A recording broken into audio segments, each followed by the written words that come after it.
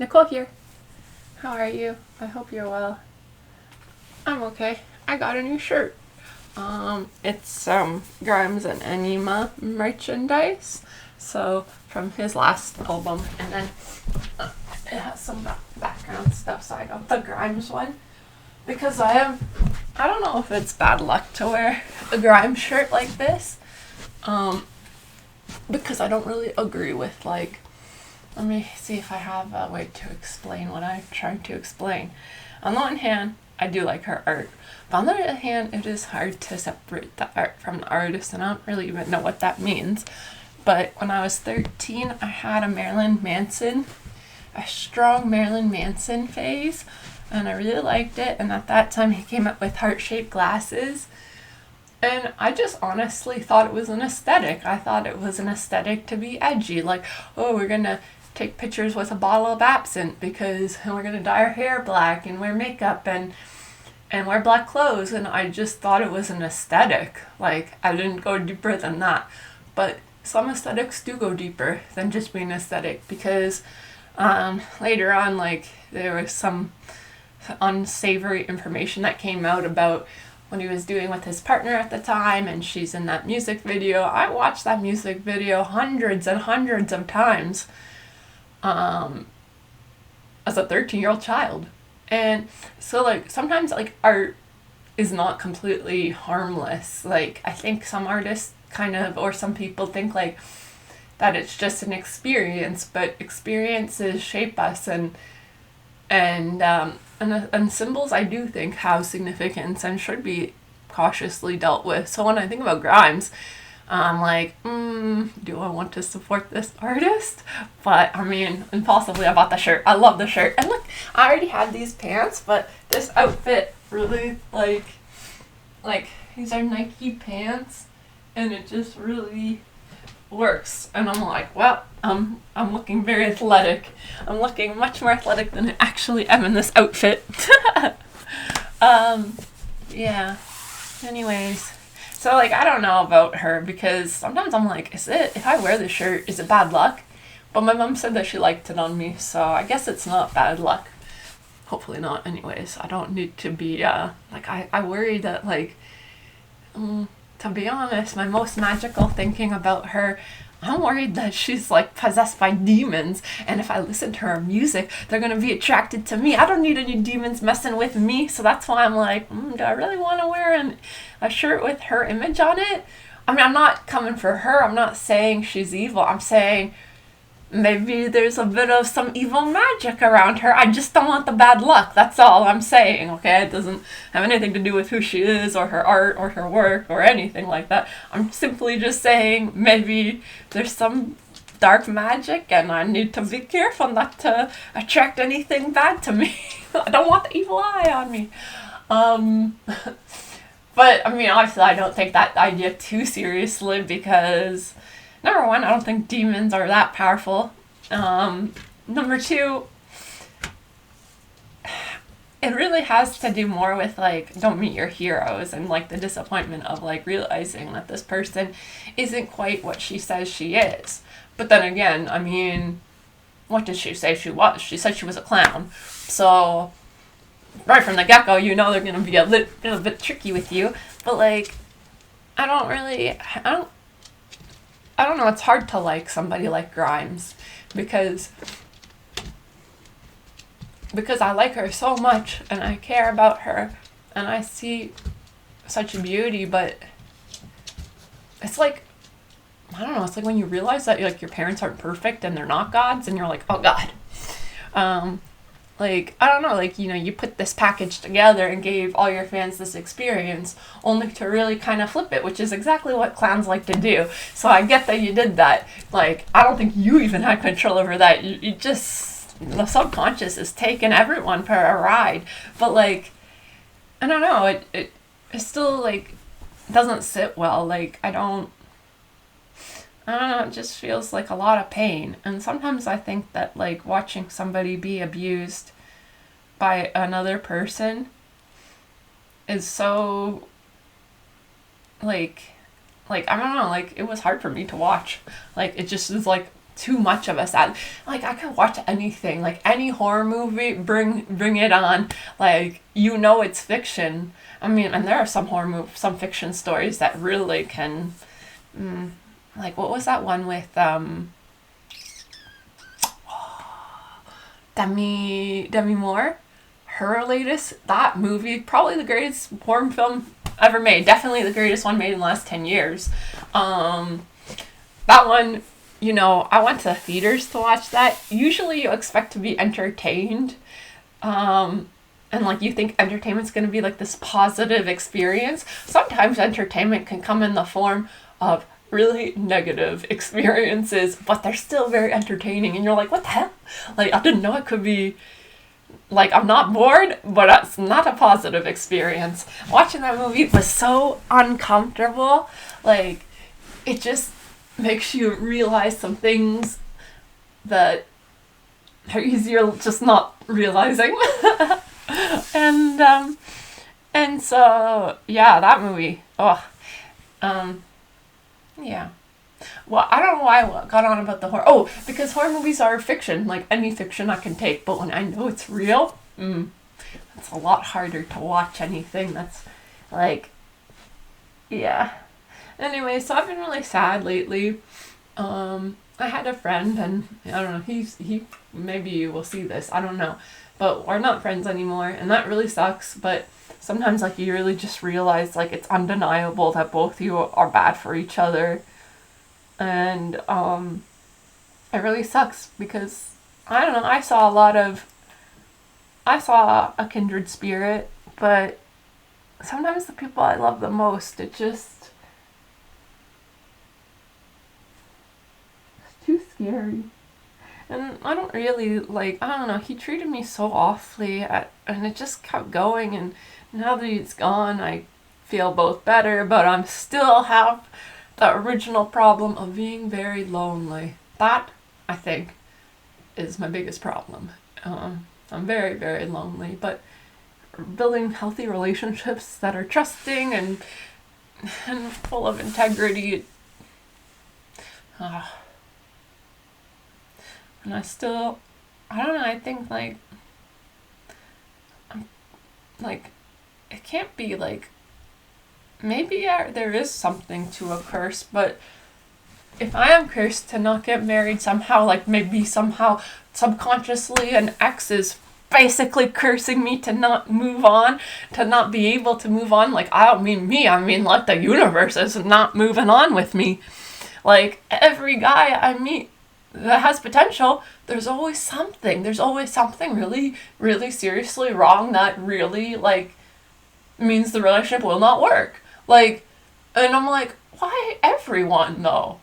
Like, and time is moving on. I don't care about getting older. In fact, well, I kind of do, but I think somehow I think I've been reversing my own biological age because people keep saying I'm looking younger and younger. Well, that's excellent news. I'm glad. Thank God that I have that. Some kind of magic ability with time or something, because, yeah, like, at least I have good physical health right now. That is excellent. That's very good. But it's, like, so lonely. I'm very lonely. And I mean, I'm pretty, I'm smart, I'm kind, but I'm a little bit, like, too sensitive, and I think that my sensitivity makes some people feel uncomfortable. I don't ever want to make people feel uncomfortable. I mean, sometimes it's good for them, but, like, regardless, I don't, like, I want to give people good experiences, but, I notice that, like, sometimes, like, these men will basically be, like, you know, present one way when actually something else is going on, and I don't like that. I don't like being lied to, and I don't want a relationship where where it's not, there's no integrity, there's no, like, realness to it. Like, I'm not a muse, you know, and I find, like, men that just want to sleep with you, like, they kind of, I think, like, the older they get, they kind of, well, a lot of the guys I've met have, like, they talk about women like women aren't real. Like, they talk about women like they're some kind of, like, unicorn mythical creature, and I mean, I am real. I'm here. I'm real. Um, and I don't like being the muse because it feels so like, I mean, ultimately I'm always going to disappoint if you see me that way, and that's terrible. And it's just not, I want to be seen for who I actually am, not what you think I am or what you expect from me. I want to be seen for what I actually am. I think that's fair. And I don't want to be given a trick. I don't want to be given a story that's not true anymore. I don't want a fiction. I don't, it's one thing when an artist gives you a package like Grimes. Well, she didn't lie. I mean, she didn't even call it her own name. Some people are pop stars and they give their name to the image. She didn't even do that. So flat out, that was kind of an ethical thing for her to do. Also, she's done tons of work that she hasn't boasted about, that, like, she did the Hilda theme song, I think, for free to help save an animation studio. So, but then she follows these Nazi accounts. She's wrapped up with an abusive man. That's terrible for her. People, when they're like, I don't know, like, some people are so unempathetic when they talk about abusive relationships. They think like I don't know why the woman gets like put through the racks usually. Why, like, even Nicole, same name as me, namesake, basically the seed that created the Kardashian empire, Nicole getting murdered by OJ.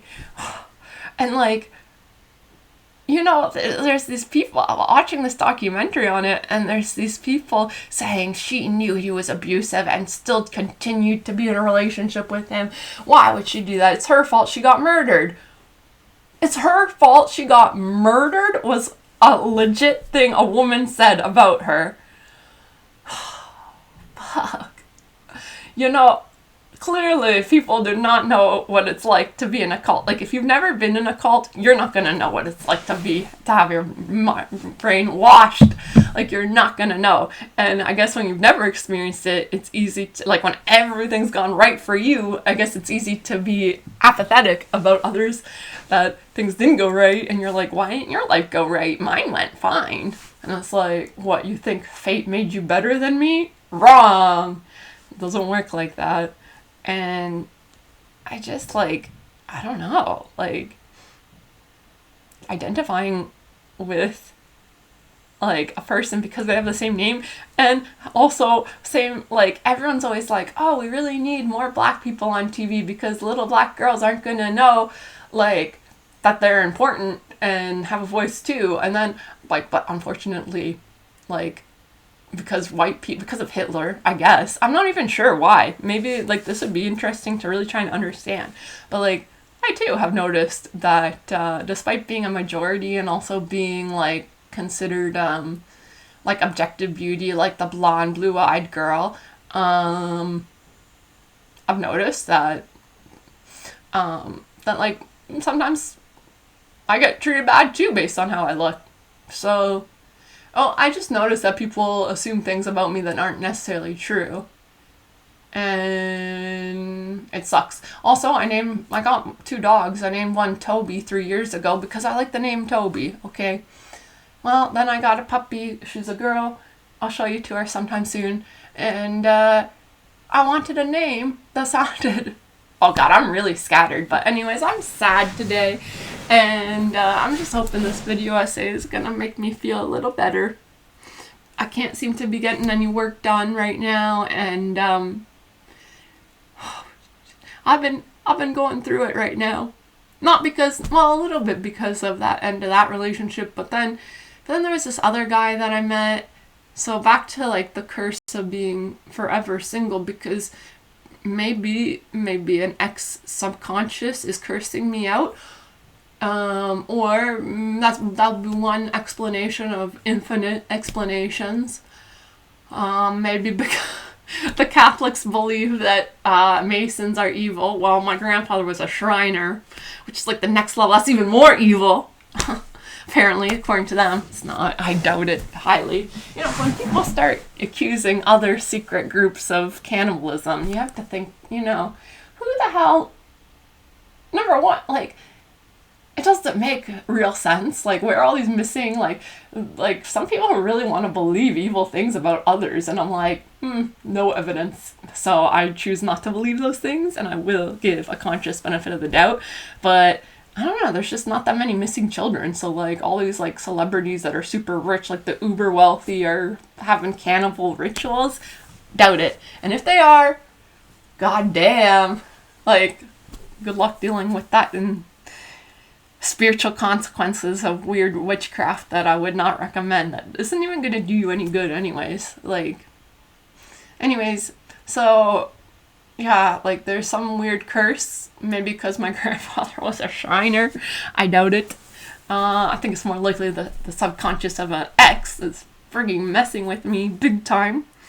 Anyways, actually more, and also my own subconscious, but, like, I've really done as much as I could think to do to, like, evict these people from my mind. Anyways, so I'm really sad, really lonely, and still heartbroken. And, I know that the guy who really broke my heart, like, the one who really caused the most amount of heartbreak to me, if he was here, he would probably be like, oh, Nicole, why are you being so pathetic to care years after? Like, to still be harping on this, like, must be some defect of you. That's what he would probably say to me if he were here. I mean, I've looked. I try to look. Am I somehow defective? Well, okay, so DBT style, don't ruminate. Well, I've done that. I've stopped myself. I mean, god damn, I'm actually good at meditation, Buddhist style. Like, I can choose what I'm very good at choosing what I choose to engage with in my mind when I'm in a normal state. And yet, still, like, the pain. And it's compounded by, like, my attitudes about the world around me and my place within it.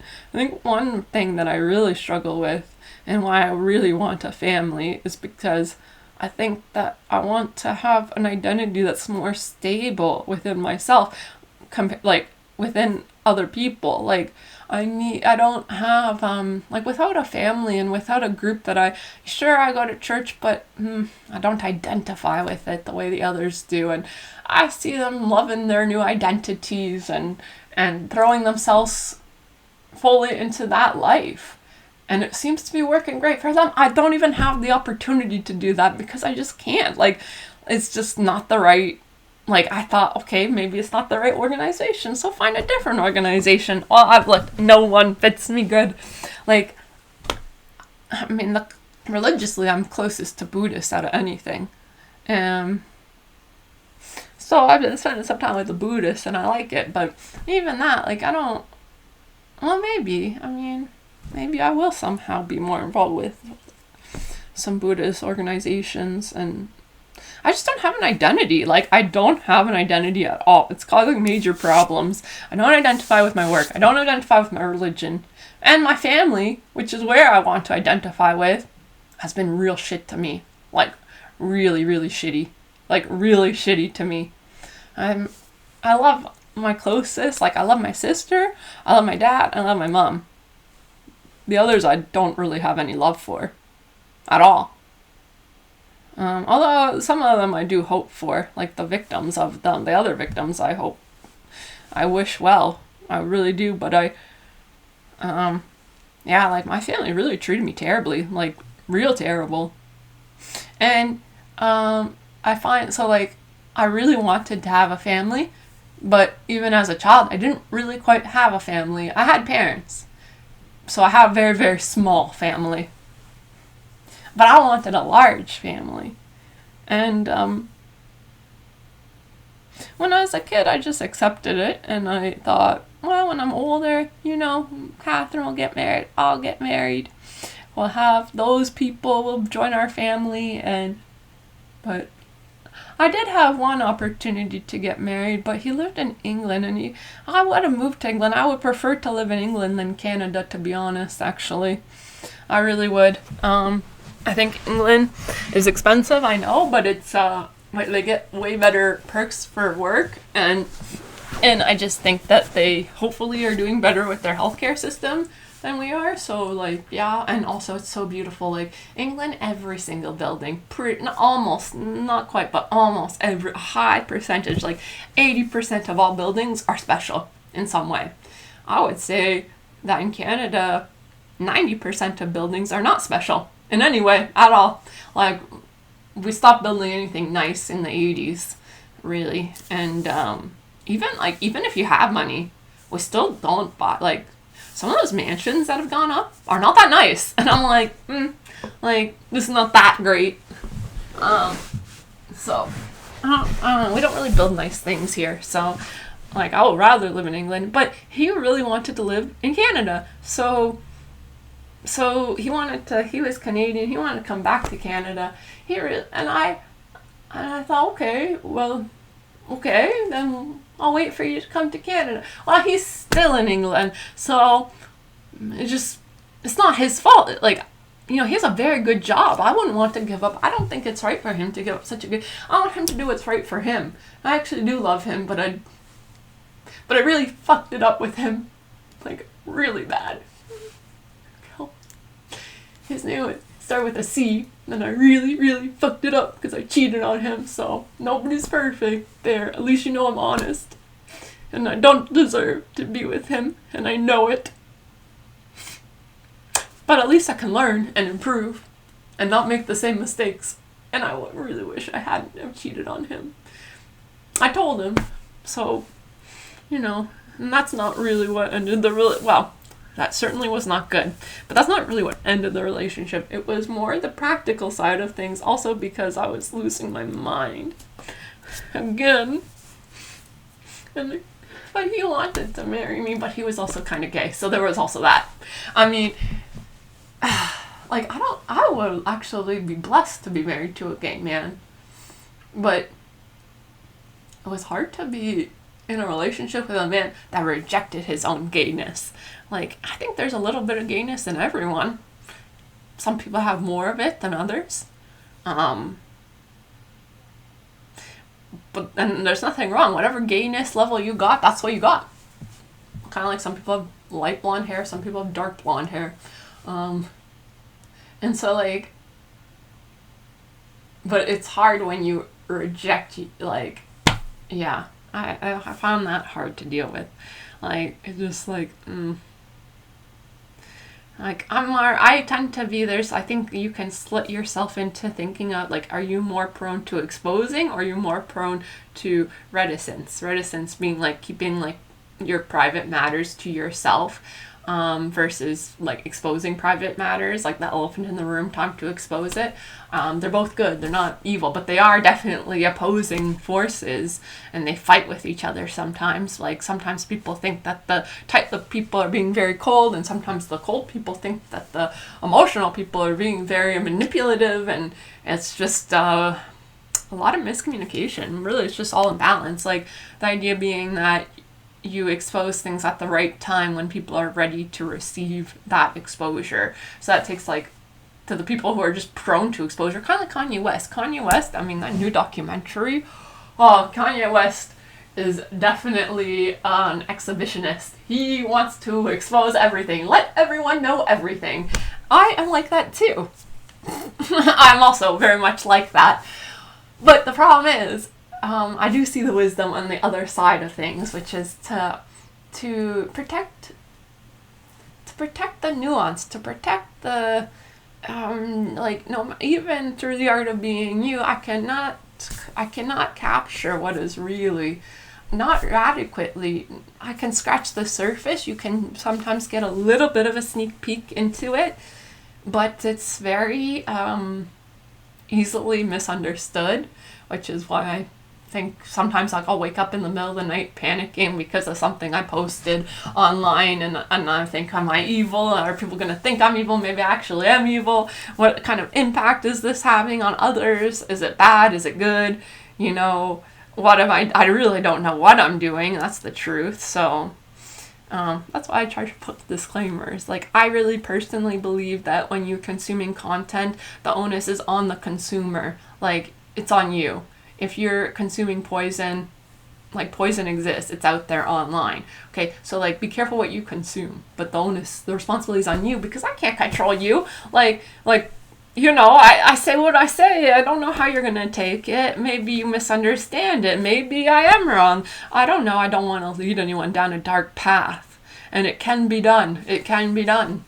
Like, this is cults. So, going back to the cult thing. Yeah, like, being in an abusive relationship is kind of like being in a cult. Like, you can't really see clear when you're in it.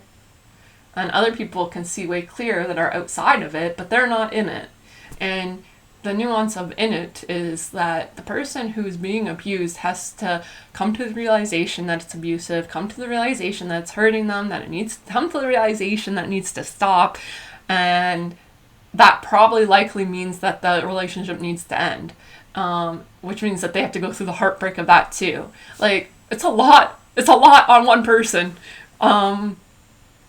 So, like, books like by, like, that, like, what was that stupid movie that just came out last year, with those two actors who are so mean and terrible, and then I really do get a kick out of terrible people being terrible to each other. That's who the terrible people should be terrible to, because they're going to help each other to somehow get out of being terrible. And so, yeah, like, what was her name? That Sisterhood of the Traveling Pants star, Blake Lively and Justin Baldoni, two terrible people being very terrible to each other. That's fine with me. That's okay. You do it. You continue to sue each other. We love it. And that was a terrible movie, by the way. Yeah, like, that movie, it's naive. It's so incredibly naive. And then, like, everyone that's not in an abusive relationship, that has not experienced abuse, is like, what a great job we did. Pat ourselves on the back. Meanwhile, the movie doesn't even, the book doesn't even, now the book did, but the movie did not have a helpline for anyone dealing with this. And I'm like, man, so that really was to make money. And they got me. They got the $15. They got it from me. Oh, they got it. And I was disappointed. Damn. I don't know. I was hoping for, like, other women understanding, like, the nuance. I mean, the first problem is the man, Justin Baldoni. Hi, I'm a feminist. Identity. Well, see, he's identifying as being a feminist, but he's not. I don't think men can be, to be honest. I know it's a harsh thing to say, but men really just be speaking a different language. They really be speaking a different language. And it's like me claiming that I can teach you Mandarin. I don't think I can, because I do not speak any Mandarin myself. like this is Justin Baldoni's being like, Nicole, I can teach you some Mandarin. Justin Baldoni, I know more Mandarin than you. Ugh, don't be on my leg and tell me it's raining. Oh, so I love when these, like, Blake Lively, I'm not, like, actually I didn't like her before. Now I kind of like her more. So it had the opposite impact on me as a fan. Because I like to see the authentic truth. I like to see a little bit of what's actually there. And she showed. But she didn't intend to show. So she's kind of like, oh no. But I love it. And he's just like, I don't know, they're both terrible. You just know there's two terrible people being terrible to each other. And I'm glad. Like, I'm glad. Aim that terribleness at the other terrible person, not at the non-terrible people. Thank you. What else? Yeah, loneliness. God, Nicole, don't think too much about being lonely. Also, I'm super stressed by work. So, like, it's all connected, just like the body is physically all connected. Like these problems are also connected. Like, my mental health takes a hit. Obviously, I'm not going to do as good at work, which is going to make my mental health even worse. Like, it's like getting on a bad track, and you're just like, shit, got to get back on the right track. But this has been a problem, and unfortunately for me, at work, I've been assigned a task that I do like, and I'm still not doing it. It's due tomorrow. At this point, I don't think I even have enough time to finish it. and I'm still not doing anything. Sometimes I think if I moved out of my parents' house, then I'd scare myself into doing my job, but I don't think that's going to work either, really, and it's a lot of money to throw at something that might not work, and I don't know, I kind of feel like I'm being suffocated, like, that I'm being suffocated by myself, like it's like my attitudes towards the work, my attitudes towards myself, my attitudes towards identity, my attitudes towards life, all these things, and like,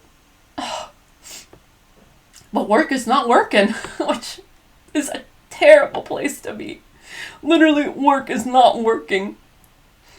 It's the exact opposite of what you want. The exact opposite result. So,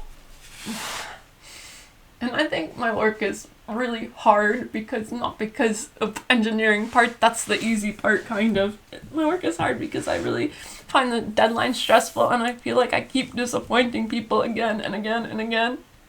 At school, like, I got on a positive streak where I got good grades, and then I felt rewarded, and then it kept me coming back. But for the last 4.5 years, I felt nothing but pain every time I interact with my work computer. So of course I don't want to do it. And then why am I so shit at this job? Like,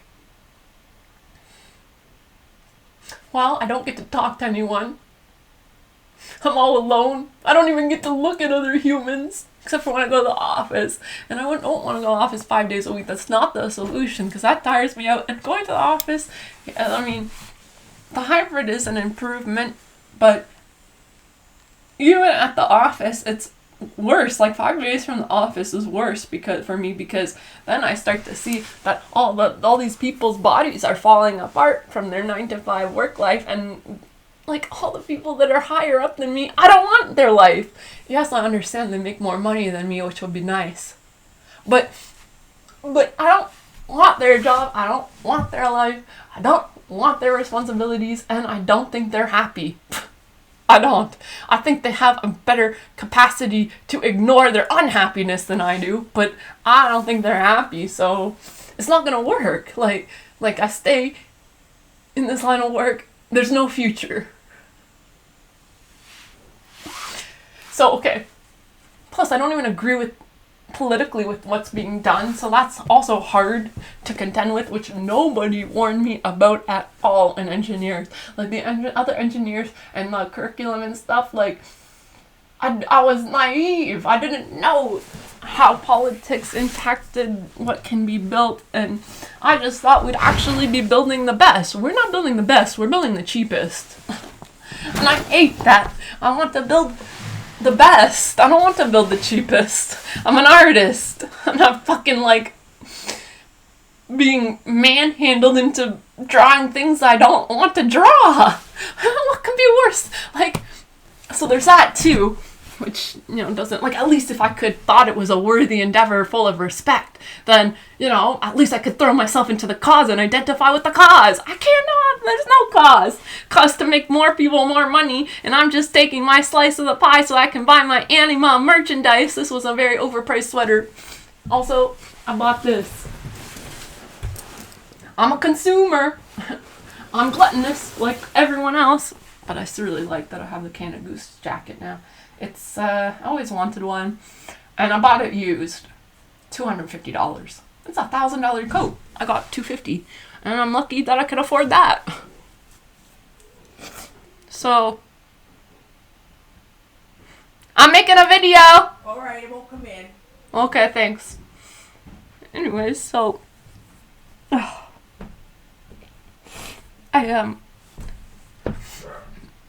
my friend, that he dressed really well, but he dressed well for a different reason than why I dressed well. When I walk around my city, I definitely look wealthier than I am. He also looked wealthier than he is. He does it on purpose because he wants people to think that he's wealthier than he is. But I didn't do it for that reason. I did it because I am wealthy. Like, if that makes sense. But I'm not, like, well, I am comparatively to other people. Like, there's some people that have, like, very little, because they're born in crap countries. of course, most of the people that I know are wealthier than me, so I don't feel particularly wealthy. But everyone's always talking about going to their cottages. I don't have no cottage to go to, and that has got me into some trouble. Because one time I was dating this guy, and he was like, I have a cottage, want to come? And then I think that was kind of part of his, like, how he, like, I don't know, sometimes men have these, like, weird ideas about tricking you into dating them.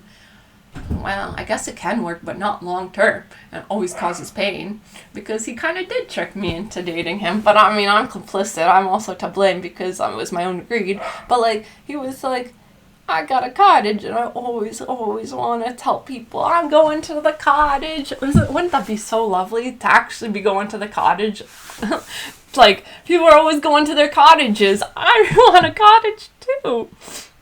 But I guess, like, to people who are poorer than me, who don't get that, like, kind of experience, are thinking that I'm coming off really out of touch, and maybe I am. I mean, at least I can complain about not having a cottage. That's quite something to complain about. And if I'm going to be jealous of anyone, I'm jealous of Grimes. And that's also quite something to say, because nobody else is making me jealous, so it must be pretty good stuff. So it's kind of like that, in a way.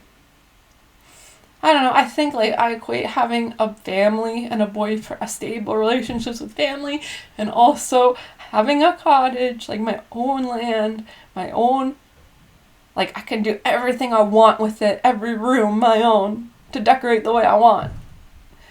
To have the feng shui just so. I think it would bring a lot of peace to my life, my mind. It would bring a lot of healing to my heart. At least is what I think. It might not. And it's a lot. Obviously, I don't really have the means to buy a house, so it's not happening. So there has to be a different way. But I want that because I think it will make me feel safe. I don't feel safe at all. And then this last guy, he was really trying hard to get me to sleep with him. He's married, he has kids, he asked for my number in front of his wife. Well, they're a polygamous couple. Like, that's what he told me, and it must be true because she was there. So, but as it turns out, I asked him, I said, are you really who you say you are? He pretended not to really I can't say pretended, but he acted as though his responses told me that he didn't really understand what I was saying. But I think he was pretending to not understand what I was saying on purpose. He didn't buy me a coffee on our first date. And when I called him out on this later, he said it wasn't a date. It was just a hangout, and that if I couldn't afford a coffee, that I could just ask for one. Well, I can afford a coffee. And I just don't know, like, what is the right, like, what do I expect? Like, what is the right expectations? What is the right expectations? So that I don't get hurt and I don't invest in the wrong people.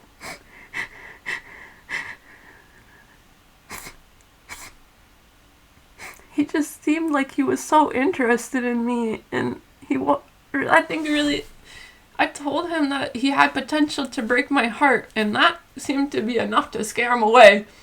So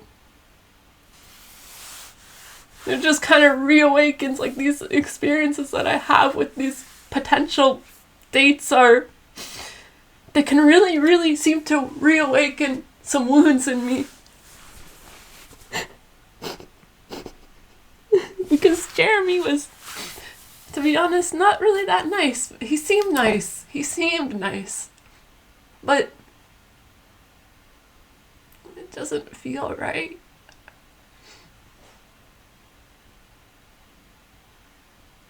It seems like he just wants to have sex and that's it. And that it's like this idea of, like, being free, like, kind of like a hippie, like the free love movement, but it's not accurate to reality. Like, I don't think it's a character flaw in me. I don't think it's a personal failing or a defect that I that I want, that I like people and can be hurt. If you say you're a saint, I'm gonna kind of expect saintly behavior. And if you say you're a saint and you sell yourself that way and you identify that way, I'll look at you with that lens and I'll trust you with that lens. But sometimes people aren't quite what they say. Maybe on purpose, maybe not on purpose. And it can cause me a lot of pain. Because then I realize that I fell in love with something that doesn't exist at all.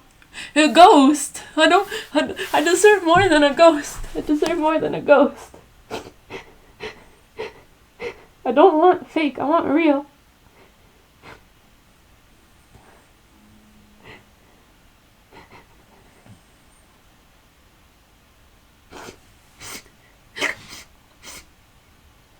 Anyways, I'm not using my emotions to purposely, knowingly, consciously manipulate anyone.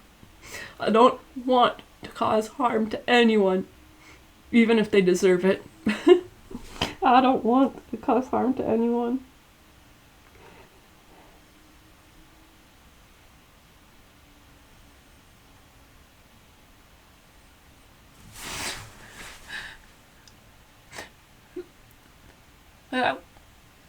I don't know, every time I make a video, I pretend that it's like this prayer and like a really loud way. Like maybe the universe doesn't give me what I want because it just doesn't hear me. So if I just speak a little louder, because I really don't understand. Like I don't think I'm asking for the wrong thing. Like I really do want a partner who can handle how sensitive I am. I understand that my sensitivity is a problem for others. But I mean, it's how I am. I can't change it. And I mean, it makes me good at art, but it also makes me feel my emotions a lot more.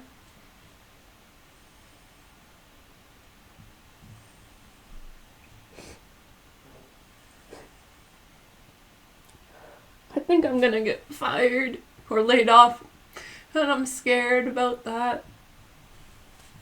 I already feel like such a failure, you know? Like, you know, like men like Jeremy who want a muse, I feel like I'm disappointing them so badly. Like I fail. They're reminding me that I'm failing to attract any man. And I don't mean any man. I mean if I go outside, if I go downtown, I'm sure I could get people's numbers. It's a suitable man. Realistic, practical man for me. The right partner. A lot of people just aren't suitable. They're just not. Like people who don't speak English. That's not a suitable partner for me. I would really like somebody who's smart because I'm very smart, and that it's nice when you're on the same wavelength in that way, because then like when you're within a certain range, it doesn't matter if you're smart or dumb, but as long as you're within a certain range of who you're talking to, then it's like you're speaking the same language and you just get it, you know? And I'd like someone that's speaking the same language in that way. And I definitely want someone that's gonna be really full of a lot of integrity. They have to be really, really. I find that the older I get, the narrower the window gets of what can work and what won't work. If they don't have integrity, if they mistreat me, I'll die. I'll just die. I can't be mistreated. I just can't. Not anymore. I'm already sunburnt. I just can't. So they have to have integrity. They really have to be. They have to respect themselves. They have to respect others. They have to respect life. So that I'll respect them too.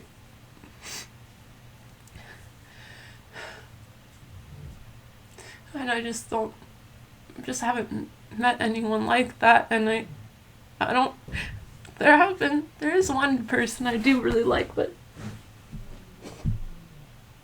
it's even wrong to like him. Because I don't think he's single, and so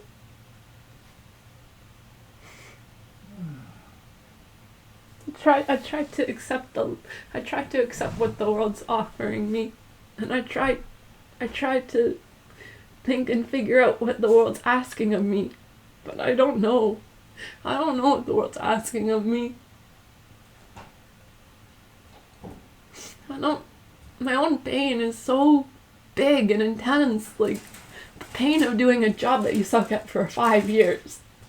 The pain. I was so good in school. I was so good. I got really good marks. I felt like so in control of myself. I felt so powerful. Well, a good thing about this suffering is it's been a humbling experience. I'll say that much. It has definitely been a humbling experience. I just like, I don't want to suffer anymore though. I think I've been humbled enough, God. I mean, being arrested, that was really humbling, all at once. It's almost as if my soul chose the all at once package. Like, get all the suffering out of the way, all at once. Get the humbling experience out of the way, all at once. Like, man, I'm like, some things are gradual, but some things really were all at once. And, yeah, so it's like I chose the all get the suffering out of the way package. I think that's what I chose.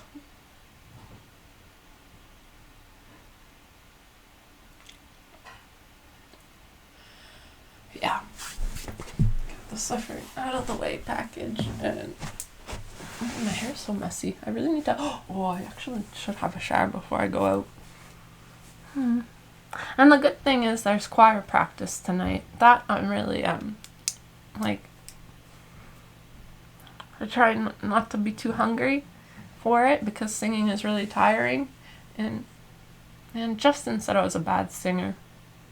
What a dick. He wasn't worthy to hear my voice, so I didn't sing for him. What an asshole. And I'm glad if you're still watching this, if you cared to watch any of this, I'm glad you should know that was an asshole thing for you to say. What was even worse was when you decided to create a story with my mother to tell me that you were gay, and that's why you didn't want to be my boyfriend. What an awful thing to do. Like, for somebody that you spent so much time with. And then to be like, you know what? I don't want to hang out with this person. I know. I'll tell them I'm gay. Like, that doesn't make sense, because I'm not homophobic. I would still want to be your friend. Like, what the fuck kind of shit thing would, like, there's something really not right about that.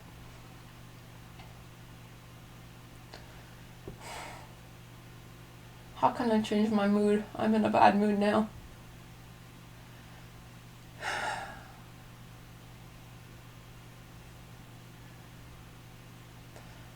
I don't know.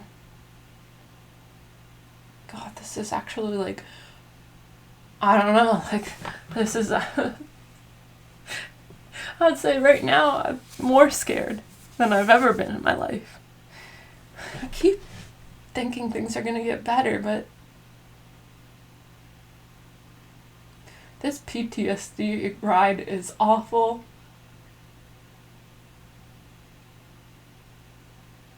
And I don't think no amount of Canada Goose jackets is going to make up for my loneliness. I need to find something to identify with that's bigger than my own suffering. I think that's, at this point, probably the best thing I could do to alleviate my own suffering. I gotta focus on something other than myself. And who cares if I'm a spinster? And I do kind of feel rejected by the universe, like, not even chosen to be a mother. Why am I so mean to myself and harsh?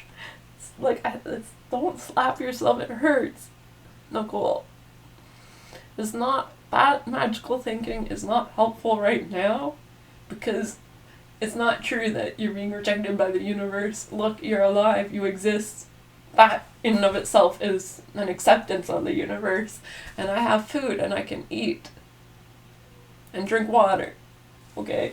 I'm not gonna do any drugs, and I'm not gonna drink any alcohol, and I'm just gonna, I don't know how to deal with boredom, and I don't know how to deal with the stress that really piles up subconsciously.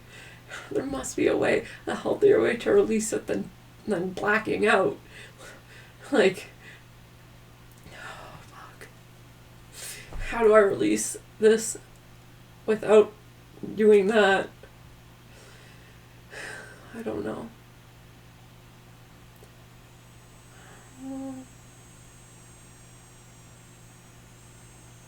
At my worst, I feel so forgotten.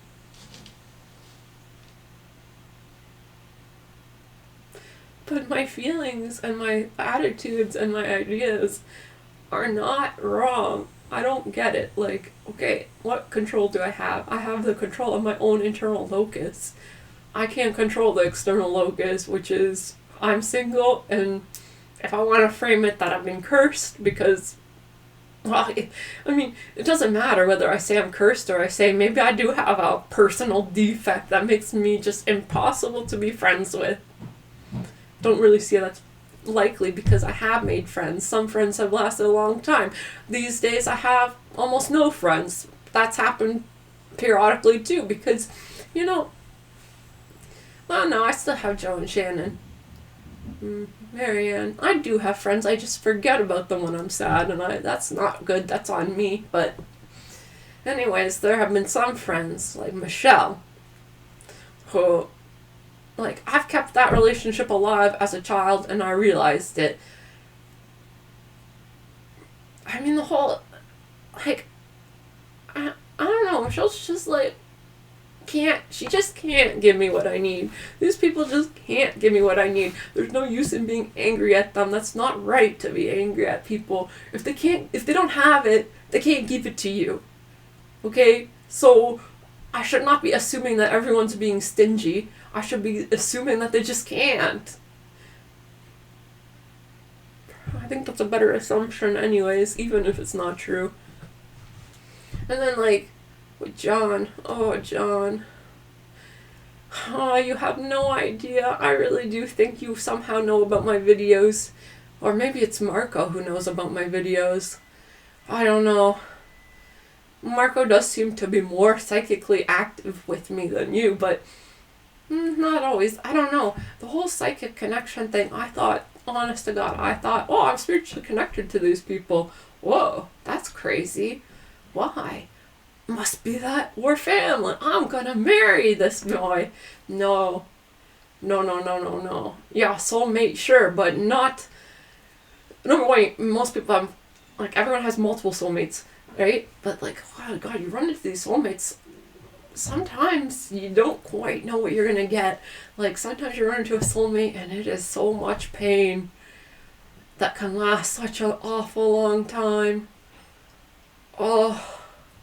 Other soulmates, though, sometimes are just nice. And, like, you just kind of vibe really nice together. And, you know, camaraderie. But, like, I don't know. The one soulmate, like, oh, I don't know. Like, I think ignorance really is be bliss. And what's the point of going anywhere and feeling all this when there really is no clear direction in the universe, and it just is, and I'm trying to accept that, but oh my God, I'm in so much pain, and I really don't want to be in pain. I think that's fair. Like, negotiating with you, universe. I think it's fair to ask for no pain. No, I don't want pain anymore. I don't want to be lonely. I don't want to feel like I have no identity, like an astronaut floating in ether, just completely devoid of any direction or anything to care about or anything, just all experience upon experience. Which I guess a lot of people strive for in meditation, but right now I'm striving a little bit more on the other side, like, where's my North Node, and goddamn, I just, and to still have love in my heart that causes such pain. Oh yeah, the Marco and John, I just, like, you have no idea, but you're following me around, and I can't even, like, you know, that's the problem with reticence. Like, freaking, like, I don't like being lied to. I don't like being tricked.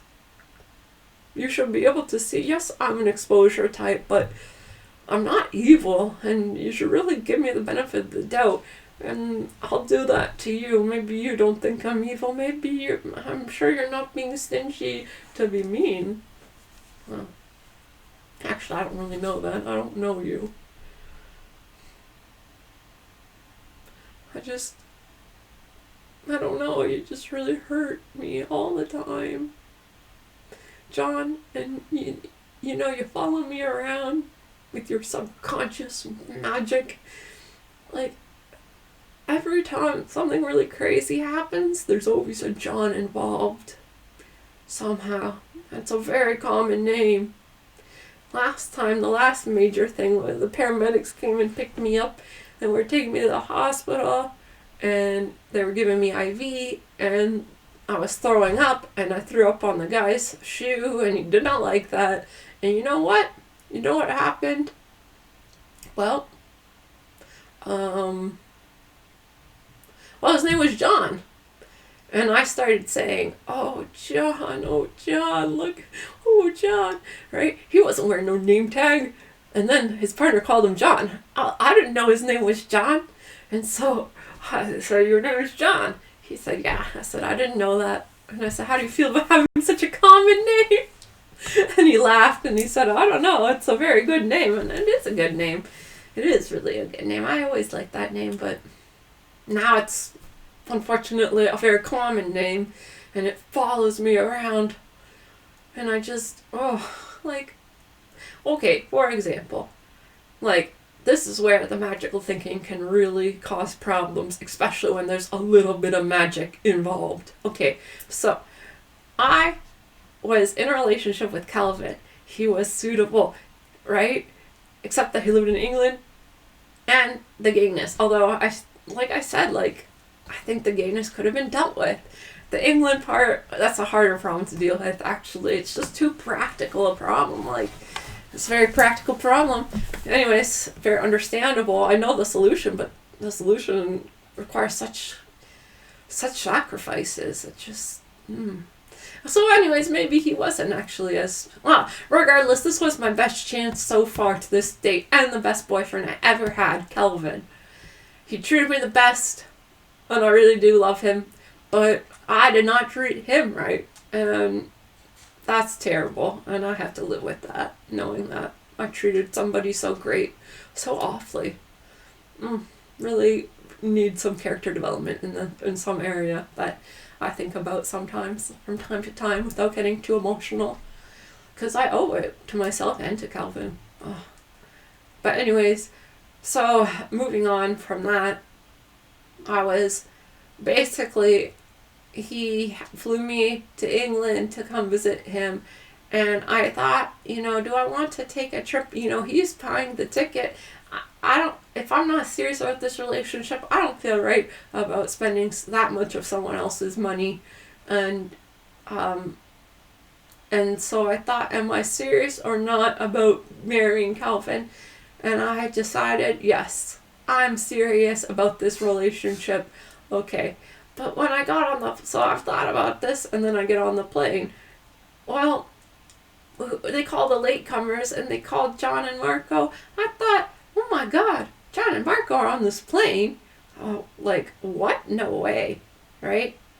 First and last name combination, same flight, and to be late, checked in and late and to be called. How, and, oh, what a coincidence.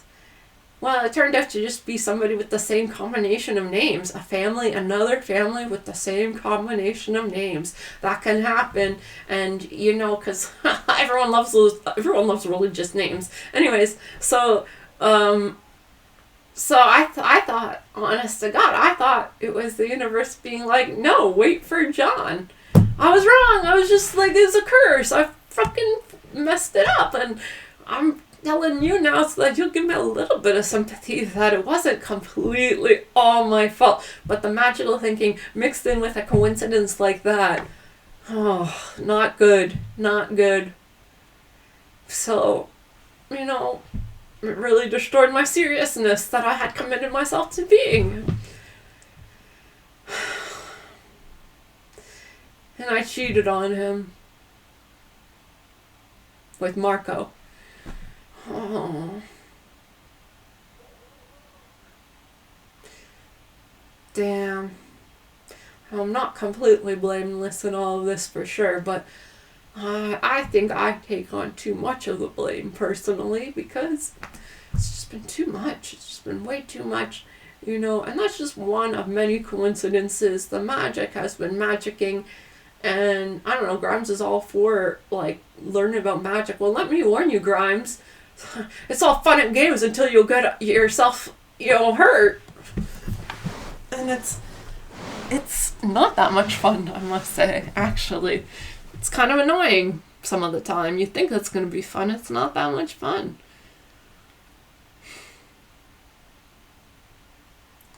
Anyways, I don't know if I'm ever going to get married.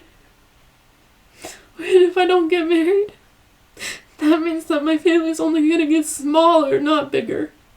Which is the opposite of what I really want.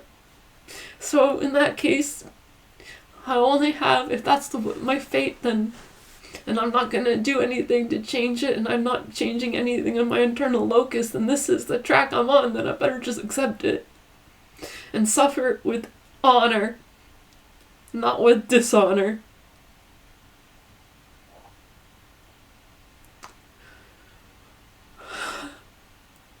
But I really don't want to accept that. I really don't want to accept that. I want a baby. I want to be a good mother. I want to be a good wife. Could you imagine Nicole McLean as a wife? It's hard to imagine. It really is. I can't even imagine a good partner, so it's hard to imagine myself in a marriage. It's very... Look how cute this bear is. Is it not so cute? And it turns on, and it's like a little light in its face, like a jack-o'-lantern. It's an orange bear. I really think it's cute.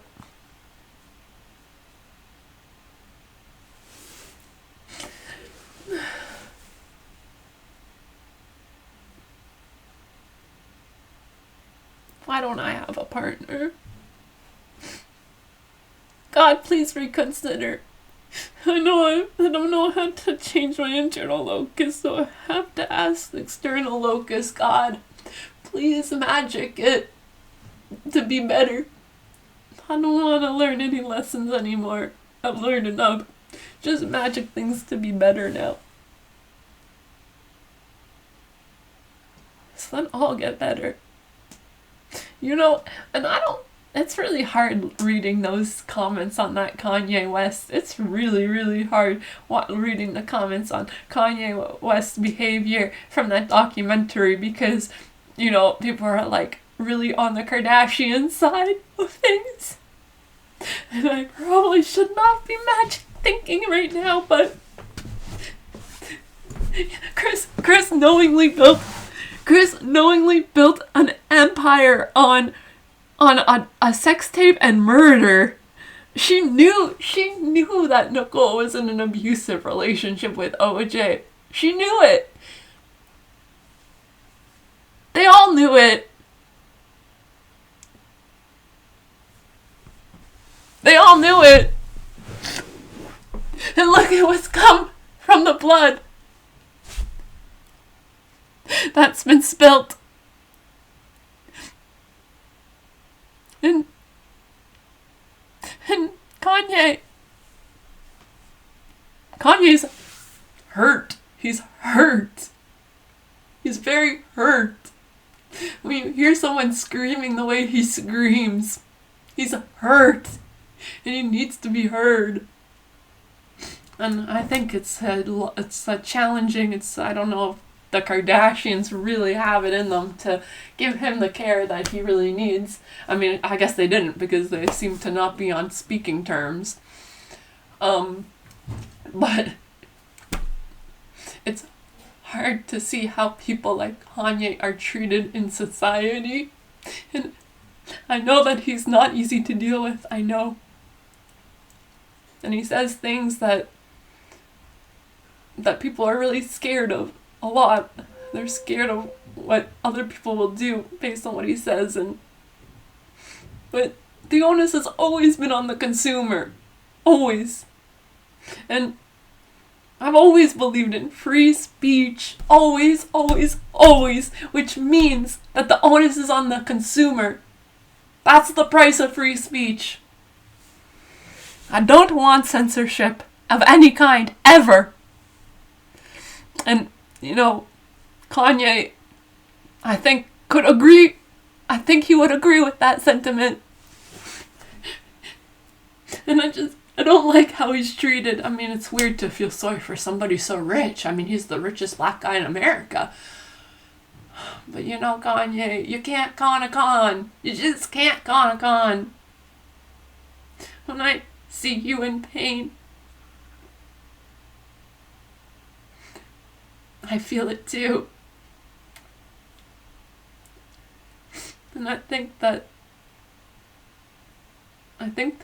Kanye is kind of screwed because of the fame.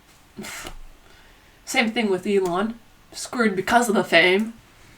Fame, people will usually think of it as good, but it can really screw with you. And most people, I'd say, do not wear it well. Most people do not wear fame well.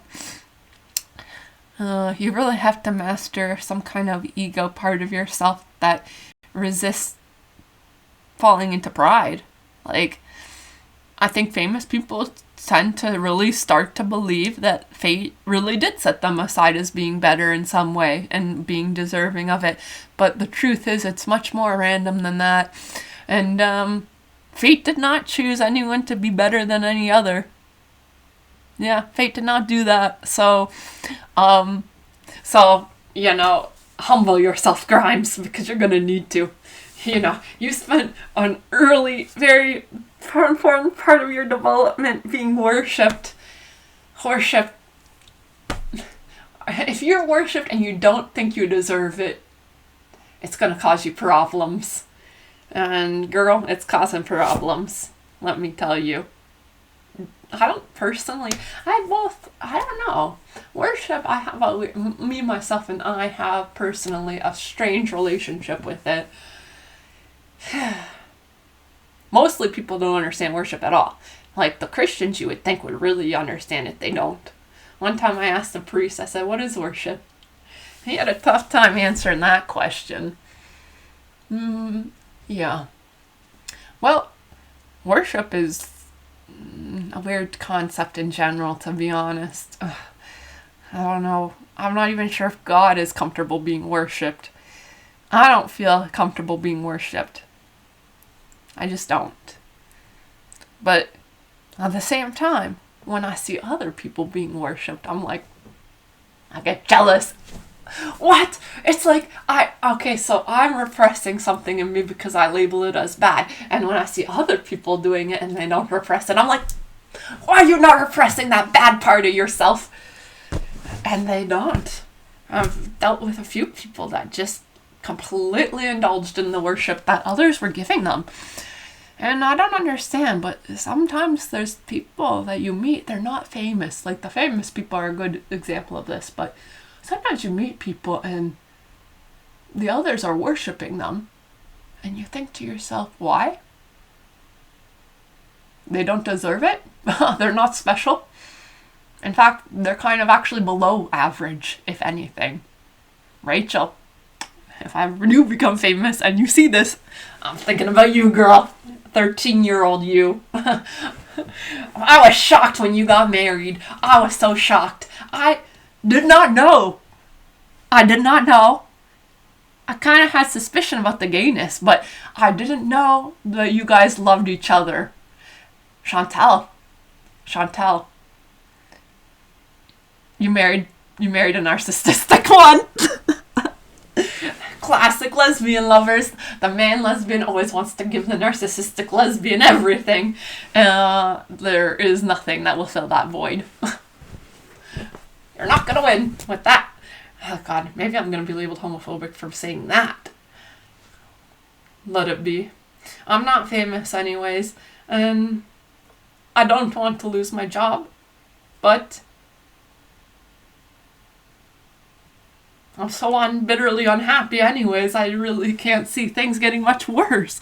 Of course they could get worse, but I don't think they're gonna get worse. I still have a lot of hope things are gonna get better.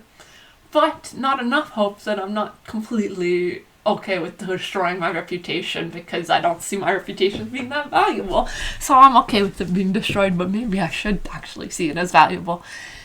Now my reputation is valuable, but it has been kind of in the garbage lately. Not just online. Like, I had a neighbor one time tell me that she thought I was homeless.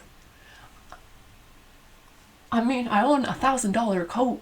I'm not fucking homeless. I don't look homeless. I don't have poor hygiene. But, I mean, I obviously shouldn't be drinking and then taking my dog for a walk. So I quit alcohol. And I quit smoking drugs. I fucking hate pot.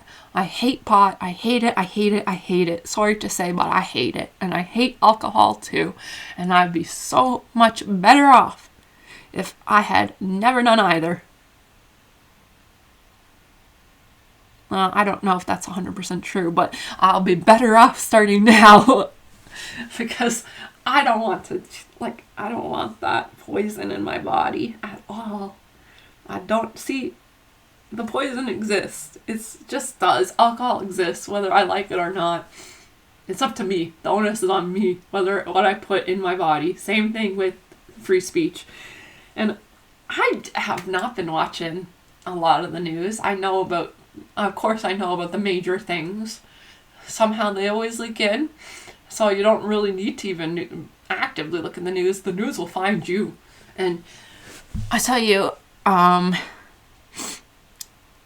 honestly, I've used a lot of my own magical thinking to get me through this crazy period with Orange Face. Orange is my favorite color, by the way. And one time, when he first got elected, I bought some expensive foundation. Well, it turned my face orange because it was reacting like pH. Sometimes this can happen. Anybody who knows a lot about foundation will know this, that sometimes you put the foundation on and it reacts with your skin, the pH in your skin, and it kind of turns the foundation orange, okay? And I was like, fuck, this was super expensive makeup, and I look like Donald Trump when I wear it. Not a look I want. Okay, sorry to say, the man has charm. You know he's charming, but he don't have the looks. I don't want orange skin, okay? If I had his skin, I would not be tanning. I would accept my pale-ass chicken, uncooked chicken skin. Okay, I'd rather uncooked chicken skin than orange skin. Oompa Loompa? No. And I don't even love that movie anymore because it actually is kind of a weird movie when you really think deeply on Willy Wonka. Although Gene Wilder did a great job and the movie itself is great. But like, I don't know, something wrong with that Willy Wonka, Oompa Loompa. It just... Anyway, so I just have been taking a break from watching it. I recommend that people take breaks. It's not good to fill your head with hate. And like watching The View and watching these things, like, even if they're right, even if they're justified, still filling yourself with hate is not a smart thing to do. You should not hate your enemies. You should love them. You really should. Not that that works out so great for me. My enemies, I've loved them, and they just say I'm weak and stupid for that. And it causes rumination problems. So be careful with the love too. But you should not hate anyone. You should not hate anyone at all. It makes no sense. I hate hate. I hate evil. Okay? But I don't hate anyone. And, like, there have been some shit people in my life. There have been some shit people.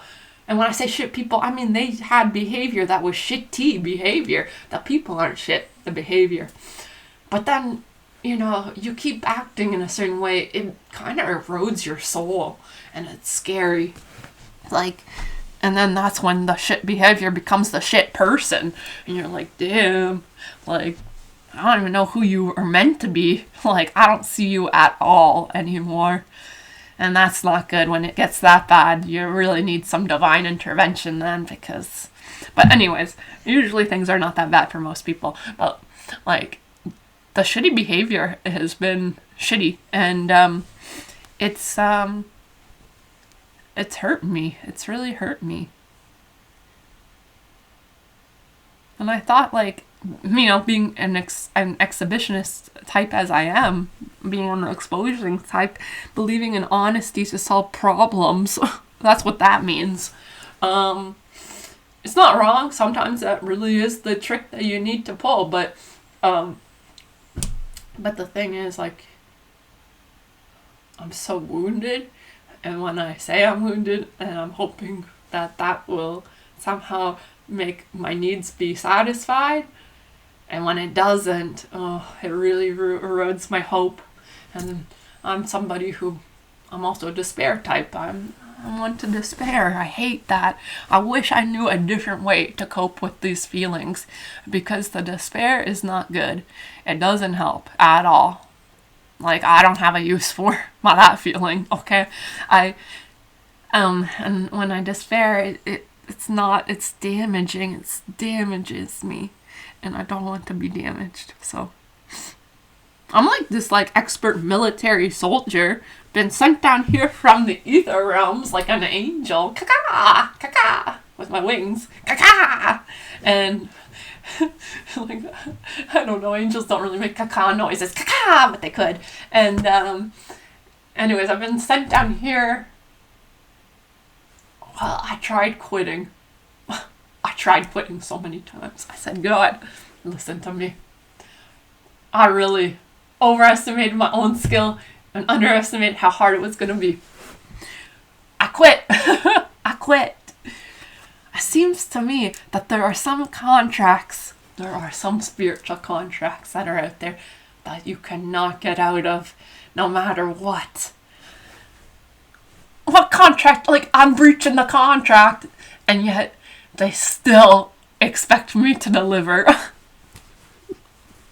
I want to quit. You know, it's like I'm really in over my head on this one. And yet, I don't see any relief coming my way, so I guess everything's good. I mean, maybe this is part of the plan. Who knows? But if I could quit, I would. And I can't even quit. Awful. But regardless, life is a lot like a video game. Like, you know, you keep going this way. It doesn't work. It doesn't work. It doesn't work. Well, that's the wrong way to go. Like, the video game is linear. It forces you down the path. Life is like this too, believe it or not. It's so crazy. This is how you know higher powers exist, because you keep going in a way that should logically be okay, and it just not be working out at all. Like, everything that can go wrong goes wrong. You have to ask yourself, is this me continuing to try to go down a path that just isn't there in the video game realm? Like, so then with that kind of type of thought, am I supposed to be a nun? Because I don't think I'm meant to be a nun. Like, I seriously, like, send me a sign, like, have a priest tell me to be a nun or something. Like, I don't think God wants me to be a nun. I don't want to be a nun, to be honest. I think if I became a nun, I would find a way to cause trouble, and it's just so unnecessary. I don't need that, okay? Like, and I'm not even doing it for the right reasons. If you're gonna be a nun, you really ought to do it for the right reasons. And I'm doing it to run away from my life. That's not the right reason. It's not gonna work out well. I don't think it doesn't bode well. It just doesn't make sense. It just doesn't seem reasonable. Okay, so not a nun. Okay, so that's not the direction I want to go. Cross that off the list. I wanted to be a hydrogeologist. That didn't work. I put my best magic I had at the time forth, and it didn't fucking work. And the reason I want to be a hydrogeologist is because I want more time in nature. You get to be in these rural places that, like, hardly any humans get to go. And it's very peaceful out in the bush. Yes, it's dangerous, but it's peaceful. I like being in the bush. Fuck. So I was like, I know, I'll be a hydrogeologist. Then I get to be in the bush and get paid. Fuck. I'm a good hydrogeologist. I think you should know. I'm talking to the microphone, that's why I keep looking that way. I think you should know, universe, that I'm actually good at being a hydrogeologist. Why you devoid me of the opportunities? Well, that's not quite true, universe, because you did send me on those trips, and I did get exposed to it. Please, universe, make the obstacles alleviate themselves. I want to be a hydrogeologist. I don't want to spend any more money to do it. Please don't make me spend more money on my training. I don't want to spend more money on the training, but I want to be a hydrogeologist, although I don't really care to work for Simon. I don't trust Simon, although he is nice. I honestly don't trust myself. That's a huge problem. I don't know who to trust. So who's gonna help me? How can I help others so that they'll trust me and then want to help me? I hate this game. Because I'm unwilling to go back to school. Fuck. Maybe I do want to get a master's so I can be a hydrogeologist, even though I do think the mining industry, well, it's gotten better. At least there's improvement. It's unethical, but there's been a lot of improvement, and sometimes you do have to get your feet a little dirty, you know? Yes, I feel bad taking the slice of pie that I want to take from this land. Damn! But on the other hand, I can also do some good by forcing other people to do their job correctly and not take a bigger slice than they really ought to be taking. And whether you like it or not, everything is made up of stuff that we got from the ground, okay? So yeah, we have to mine, alright? Otherwise, you're not gonna have your electronics, okay? So stop buying electronics, then I won't be mining. It's as simple as that. I don't want to hurt the earth. I would much rather live sustainably. Much, much, much rather. But fuck, we don't know how. We just don't know how. And we got these fucking asshole greedy leaders at the top. Like, the greediest people were like, yep, that's a good idea. Make them in charge. That's God's humor. That is God's humor. God's like, I know how to correct the moral failings of my people. And I'm gonna do it in fun ways. But it's like that video, Jesus, you're going the wrong way. I am the way. Like God is like we put the greediest people in the most powerful positions. Why do we do it to ourselves? The paradox is ironic, I know, but it is there for everyone to see. And the less sharp pencils in the box are coming up with conspiracy theories, and it's not that complicated. It is as simple as I say it is. And you know what? I'm so tired of this paradox. Like, give me the power. Give it to me. Don't give it to the greeds. I don't care. Let them stay greedy. Okay? Let Donald Trump stay greedy for the rest of eternity. I want to be president. Why does he get to be president? I want to be, well, I'm not even American, so there's obstacle number one. I want to be prime minister. I don't like Carney either. I bought his book because I don't want to wait in the excessive lineup of the library to read it. But, so he got me there. That asshole. Carney. Fuck him. I wanted Polyev.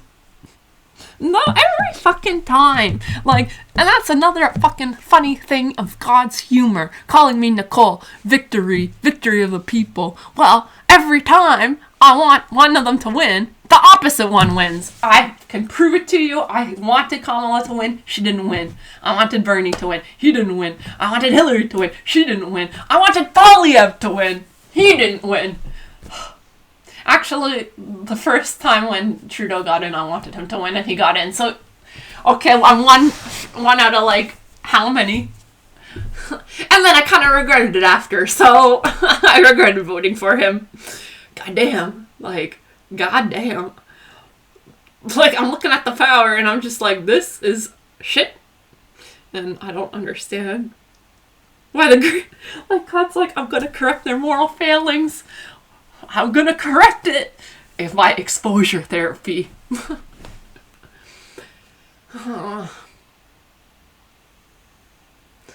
But I don't see how, I don't care about like Elon and Donald's soul, to be honest, that much. Probably should care a little bit about the souls, but I don't. I don't know, the Catholics care too much about the souls, so it makes me lean away even more. The Catholics are cold. That's how, because I think that that's the most important thing. And it makes them cold. And it makes them blind to suffering. Although, there are a lot of good Catholics. And, I mean, at least the church is trying. It is trying, and it has done a lot of good. But it's done a lot of shitty, bad stuff. And, unfortunately, the good does not get rid of the bad. It doesn't, but continue to do the good because it does make a difference, actually. But it's not getting rid of the bad. Okay, the bad still exists. And like I said, you're going to tell me you're a saint. I'm going to expect saint behavior. That's only fair. So don't tell me you're a saint. Like, honest to God. No, like, these people telling me they're saints. They don't know me at all. And I think this is my own failing somehow. Like, look at Justin. He did not tell me he was a saint. Guess what? I'm not heartbroken. He was honest. And I appreciate the well, he was as honest as he could be. It doesn't mean that it still didn't cause harm, but ooh, like, I can live with it, you know? Like, if you tell me you're a criminal, okay. I just need honesty. And that's one thing that John did not understand about me at all. They didn't trust me to do my part, that's for sure. And I don't like that. And I wonder why nobody trusts me. I haven't done anything to help my reputation that way. If anything, I've only doubled down on the harm of it. But regardless, he didn't trust me. Like, where was I going with this to do my part? John didn't trust me because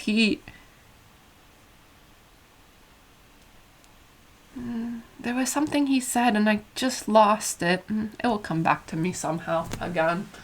But, yeah. Like, I don't like being lied to. Oh. Well, John was very tight-lipped with his identity, actually, which was probably a very excellent play. I was confused why he was so stingy with the info. He's a reticent type, for sure. But I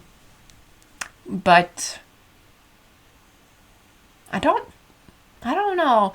It's weird. It's like John lied to me in the opposite way. Like, I saw something in him that made me think, oh, this guy actually has integrity. But then he proceeded to behave in exactly the opposite way, completely. And I'm just like, shit, what did I see? Like, I did spend an awful lot of time testing my intuition out. I was like, Well, I mean, I saw it so clearly. How could I see something so clearly and be so wrong? So I better test my intuition out. I tested out. Nothing's wrong with my intuition. My intuition has never been stronger. It knows. It just knows. Like, I always know when my dog's about to go pee. My intuition tells me. And I'm like, that dog's going to go pee. Pick it up, put it outside. Bam. I'm never wrong. And when I don't trust my intuition, the dog goes pee. And I'm like, why didn't I trust my intuition? I knew it. So, you know, like, the intuition, like, never really lies to me. It's never wrong. But it continues to tell me that he loves me when that does not seem to align at all with reality at all. Like, usually, eventually, the intuition aligns with reality. And you're like, oh, there it is. I was right. This has not aligned. And it's been so long. I've never been caught in such a long one before. And I keep waiting for it to align, and it just does not. And I think to myself, what am I supposed to do with this information? Like, to have integrity, but not believe that you have integrity. What could cause that? It's almost as if like my analytical part of my brain, which I have a great relationship with. I love it. I call it TE. It's my TE. And I really like that part of myself. I love it. It loves me too. It's a very healthy relationship with my rational part of myself. And my rational part, yes. My rational part has been noticing the magic, but it does not have, like, magic is not rational. So it's like, something's not clocking. Something's just not clocking. And, anyways, I really should go back to work. Fuck, I just can't do it anymore. Like, I can't do this job like this anymore. It causes me such pain. And maybe I can outrun it for a time when I have a good friend on my side, but without friends on my side, like, how am I gonna outrun it? It's catching up to me fast. It's catching up to me real fucking fast right now.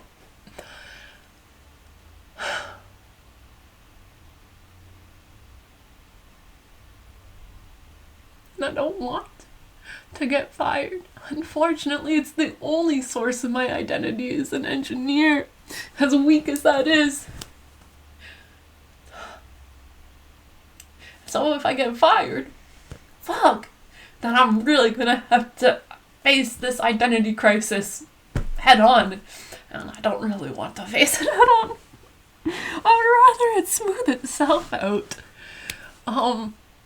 But something's gonna happen, I'm telling you, Nicole, because I can't keep going like this. To fail so bad at a job, it's really eating at my self-esteem. Luckily, I have quite a bit of self-esteem, but still, it's eating. And I don't want to feel like a failure. I'm not a failure. I'm just not in a good spot right now. And it's not completely my fault. I mean, come on. I have nobody to talk to. Like, nobody took me under their wing. I did not, unfortunately, win any friends that way. And I'm sick because of it. And although I was a little sick before, but I got worse over these 5 years. Well, but only a little bit worse. So that's actually, in some ways, I've gotten better, right? Like, I'm not doing any psychedelics. That's pretty good. Because psychedelics is the easiest thing to get rid of. Ugh.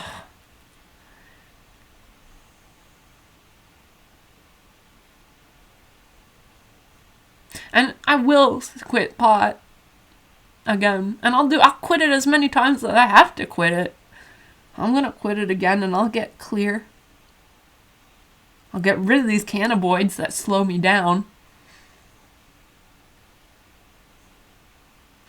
What the problem is, somehow the subconscious stress gets piled up.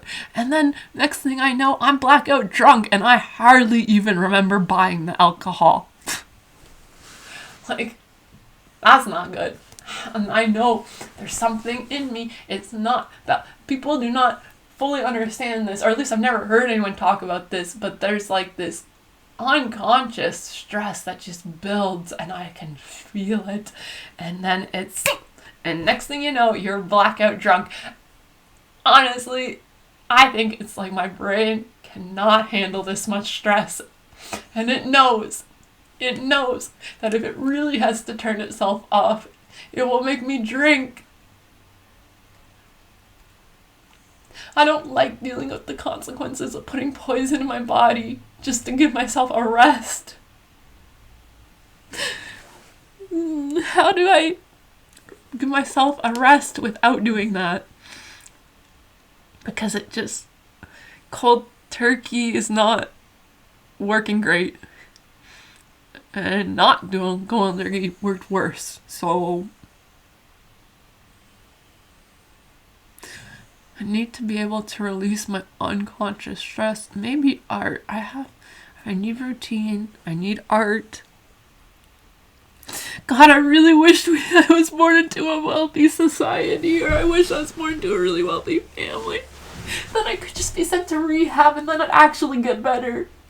I know that there is a treatment plan that will work, but all I have access to is getting locked in a psych ward. Fuck!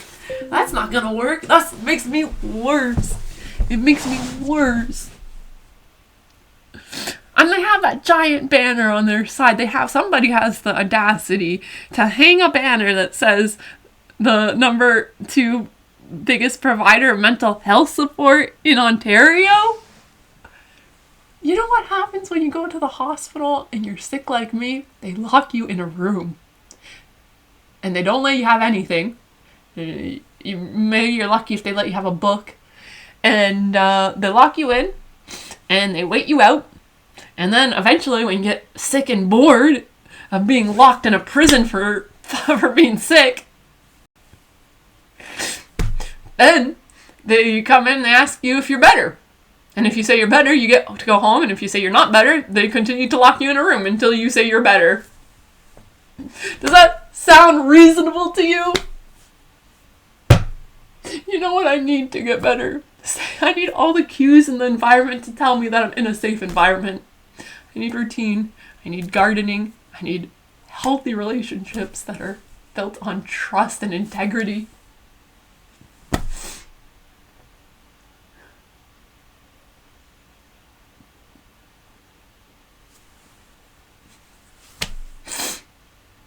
In England, there's actually is a place like that where they teach people who have mental health issues gardening.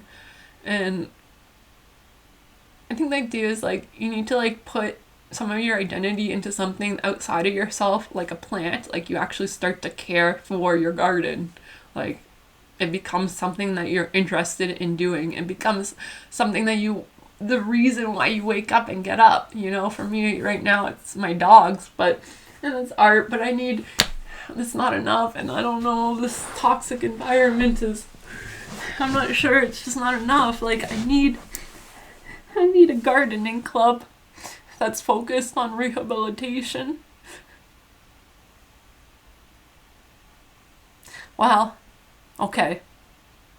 It doesn't exist here. I told you what exists here. Getting locked in a room.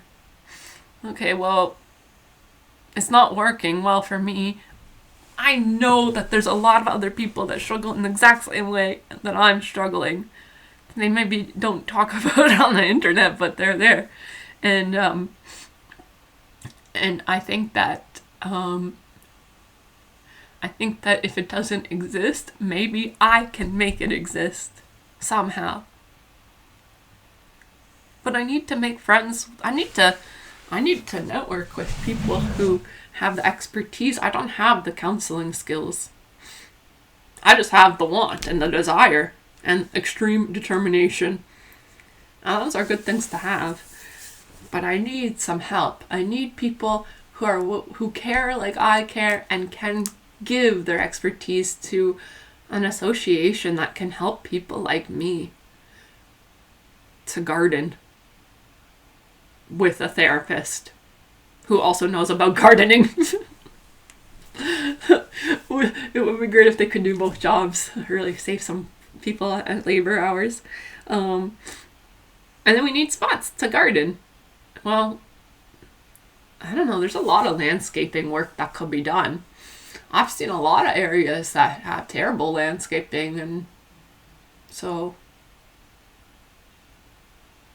But it needs to be like. I want it to feel kind of like school too. Like you go into grade 1 and then you're in grade 2. So like maybe you work your way up into working into gardens that are out in the community. That way you're in the safety when you start in the program. You start out in an actual garden that has like a fence. Like Dundurn, I love Dundurn's garden, that kind of garden. Like, if we could hold it there, that would be great. That would be really excellent if we could just partner with Dundurn Castle, because people who are sick like me, they need beauty as well. They really need to be surrounded by beauty. And I do not know why our healthcare system seems to fit to give us the opposite of that. When I go into that psych ward, it's really devoid of beauty. There is no beauty. There's no windows. The paint is a creamy beige, but it's too warm. It's a sickly warm beige. There are worse colors. That's not the worst color in the world, though, so there's that. They could make it far more terrible by, like, I don't know, neon green. But a nice light green would be calming, maybe. But anyways, yeah, so, like, yeah, people who are sick like me need to be surrounded by beauty. It is critical. It is critical. And if they're not, they're gonna get worse. Like, yeah, I need beauty. I really need to be surrounded by a ton of beauty, which is why I got myself to that Catholic church in the first place. And I find I've taken a huge break because, like I said, when they tell me they're saints and they're not, it really is kind of hard for me to navigate that world. And but now I know they're not saints, and I'm going to choose to accept it and just kind of hold them at an arm's length away from me, because unfortunately I do have a crush on the choir director. He's not single. I thought the crush would, like, you know, out of sight, out of mind. I thought the crush would leave me. But upon my return, the crush has completely stayed the same, maybe even intensified a little. And it's so odd, because this is like God's humor again, but the joke is over my head in this case, because I spent a whole entire mass. It's like an hour and a half. I go to a long one. It is boring, but it's boring in the best way possible, and to be bored. And eventually, once you get past the boredom, you find that you are on vacation at mass. Believe it or not, it is vacation time.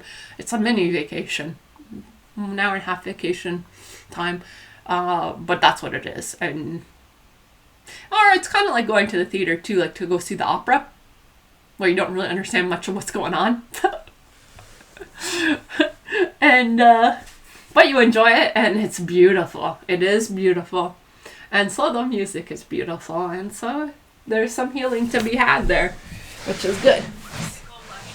Oh, my mom's full of voice message. You are my sunshine, you make me happy, your thoughts are great. You never know, dear, how much I love you. Please don't take my sunshine away. And then, like, yeah, so there's a lot of beauty to be had at the Catholic Mass, especially a traditional Latin one. And there certainly are a lot of good people. There are some terrible people. But there are so many good people too. And the terrible ones aren't so terrible. They are trying, I think, for the most part. And even if they're not trying, they're going to get brainwashed into trying. And let's see if I can lay down. I'd like to talk and lay down. Can you still see me? Oh, yeah. Oh, yeah. That's the angle right there. That's the attractive angle. So, what was I saying? Yeah, the job is not working right now. That's terrifying. That scares me. My substance use issues are rearing their head at times when I get upset. So I cannot drink right now. I'm telling you, I had 4 seltzers yesterday. Apparently, I cannot have 4 seltzers is way too much. I didn't know that. Well, now I know that. But yeah, 4 seltzers in that amount of time was way too much for my little body to handle. And next thing you know, waking up and I don't remember anything from the day before. So it's like, where was I? I don't know. And that really scares me. That I actually am so terrified of. And then I'm scared of myself. I don't want to put poison in my body. The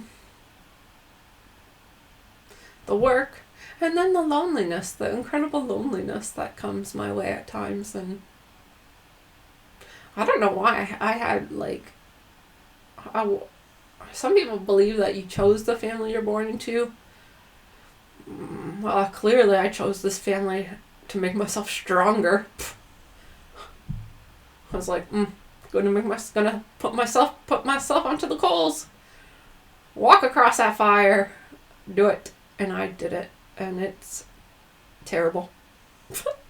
Like, why the hell do my family be so mean to each other? It's all they know. It's all they know. Which is really too bad because my grandma's gonna die soon and I never got to know her at all. Yeah, I don't see anything redeeming in her at all.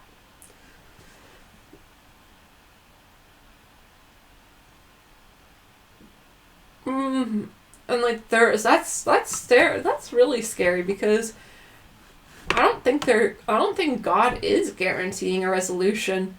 Like, if there's no resolution there, maybe there really will be no resolution between me and John ever. And I just don't get that. Like, I don't understand that because it's so, like, what is the point of even caring about character at all if there's no guarantee of resolutions? Like, because it just is wrong. It's not right to leave things like that.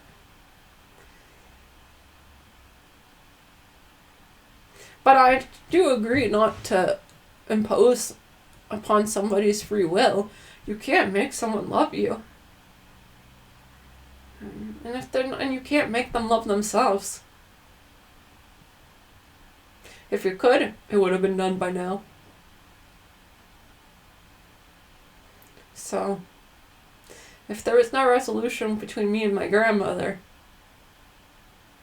then there may not be a resolution between me and John, and there may not be a resolution between me and my own identity and my own loneliness. In which case, I'm just this, like, rock, just continually stuck in a cyclone of pain.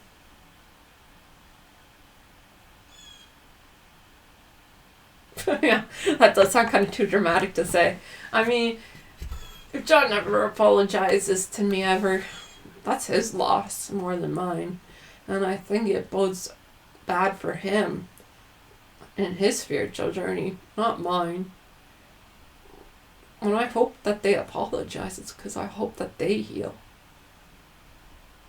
You know? Like, you can't lie to me. Like, to cause that much suffering to me must mean that you had lots of pain inside of you. Otherwise, if you had no pain inside of you, how would you have hurt me? I don't think you would have hurt me at all. But unfortunately, most people I meet have a ton of pain. And I also have a lot of pain. I'm like, oh, I don't want to cause you pain. I don't want to cause me pain. But I also don't want to be lonely. Damn, I seem to always be outrunning the loneliness and the career stress. And sometimes the loneliness does catch up to me.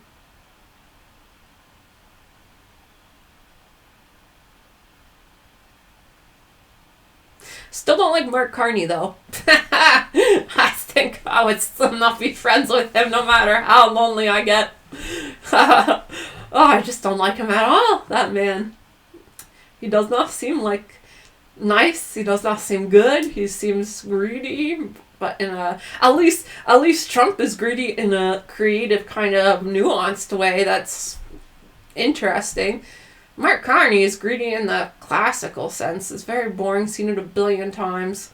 I don't care to see it again. Like, I'm Mark Carney. Haha, I'm a man. Oh, I'm smart. Oh, I'm so powerful. But I just see you as so terrible and weak. Oh, like, I don't know. You want people to lick your asshole, but to be honest, licking your asshole is something that just happens. You can't ask for it. It just happens. You know, if you're asking for it, not good. Not good. Nobody's gonna like you. And it's probably gonna make people not want to lick your asshole. God, I'm so crude. When I think about Mark Carney, it really brings about the crudeness. I really don't like him. Can you tell? I mean, to go to that level of talk because I don't like him. Why don't I like him? What has he done? Oh, it's not what he's done. Well, maybe it's that, but it's also what he hasn't done. The way he talks is so off-putting. He wants you to lick his asshole, and every syllable he speaks, he's begging for it. And I don't want to give it to him. I really don't. So, you know, it's repulsive. You know? He's so, like, okay, what was the first impression? It was a reporter asked him about Trump, and then he was like, first off, it's President Trump. Okay, just because you're willing to lick the orange's butt doesn't mean I'm going to lick the orange's butt. I don't want to lick anyone's butt. To be honest, Mark, I'm kind of like you. I want people to lick my butt, but I don't want to be licking anyone else's butt. Shit. You should not be saying that kind of stuff, Nicole. You really shouldn't. But you did, and it's too late, and you just don't like Mark Carney at all. And I hope, if I ever get famous one day, I hope he sees this clip of me, and he'll know that girl did not like me. But maybe he'll prove me wrong. Sometimes these people that I really don't like, well, usually I'm right. Or I'm just never proven wrong, so I think I'm right. But sometimes they actually end up being some of the best people, and I completely just misjudged them because they're so different than me that it's like the classic, like, demonizing anything you don't know problem. So I like being surprised, and who knows, maybe in the future, when I'm famous, maybe I'll get to know Mark, and maybe I will come to love him. Maybe. But only if he deserves it. If he don't deserve it, then I was right the whole time, and I wish I was wrong. I don't want to be right about this. I would much rather have a good leader than a bad leader, obviously. So, I hope I'm wrong, but I kind of think I'm right. If I thought I was wrong, I would not think that way. I would change my thinking.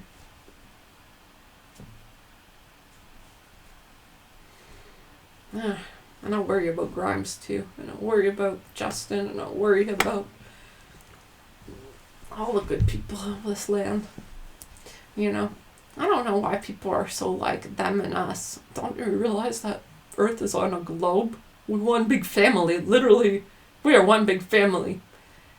But it's like we're too big of a family because we just want our private space. It's nice having your own bedroom, but having your very own house, it's too much. Having your very own kitchen, too much. I don't want to always be alone. I'm an extrovert, I think.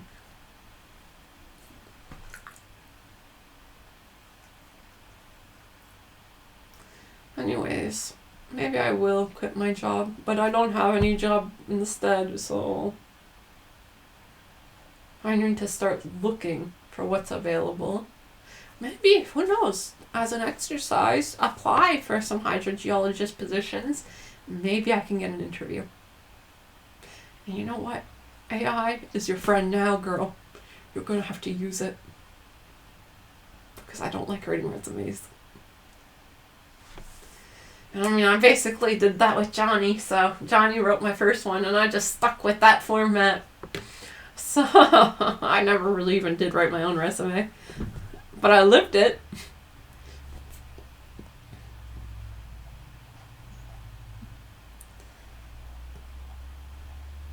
Oh, and the other problem too, God, is like, sometimes I see what other people have been given by fate, and I get so jealous and angry and upset at you. How come Johnny has 2 kids? I have 0 kids. Like, why Carla Homolka have children? What? That's some evidence to suggest that we don't choose our parents, because nobody's choosing Carla Homolka as a mother. Oh my God, nobody. I don't care what lesson my soul wants me to learn. Nobody's choosing her as a mother. Well, she has kids. Why Carla Homolka get kids? She married the lawyer's brother.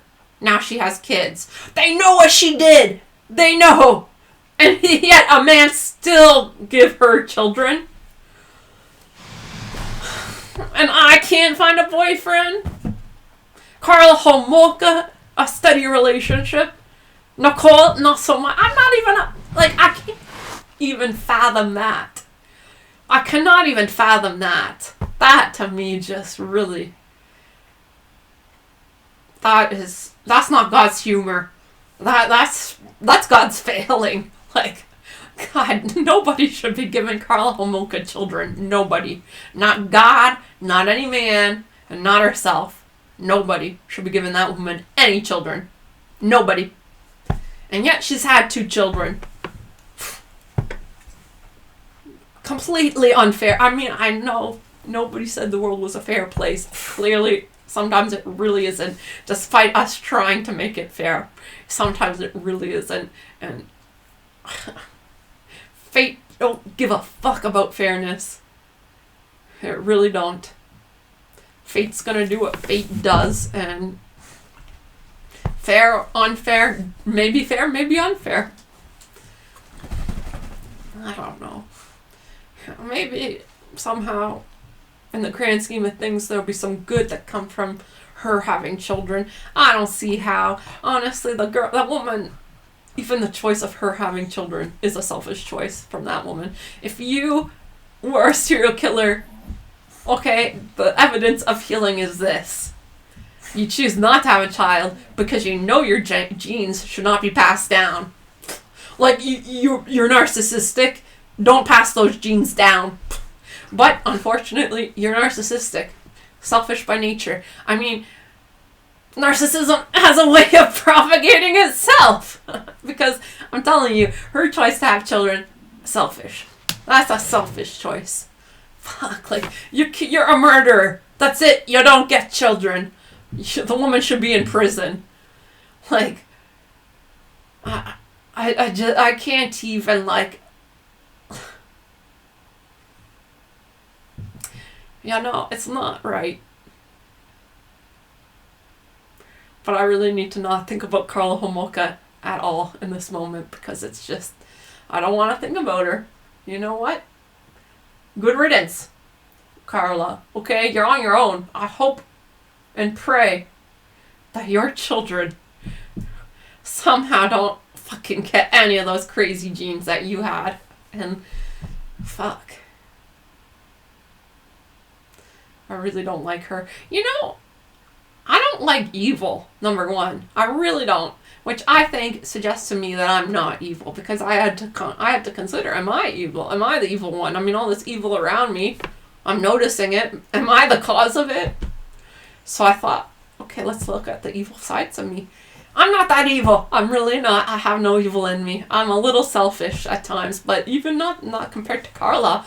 Carla makes me look like the saint that I am. I am a saint. There, I said it. And you know what? Yeah, I'm not evil. I hate evil. I hate it so much. Like, any kind of evil, that's it. You better watch out, evil, because I'm coming for you and I'm going to destroy you. I really hate evil. You know which movie I watched recently and I loved? The Conjuring.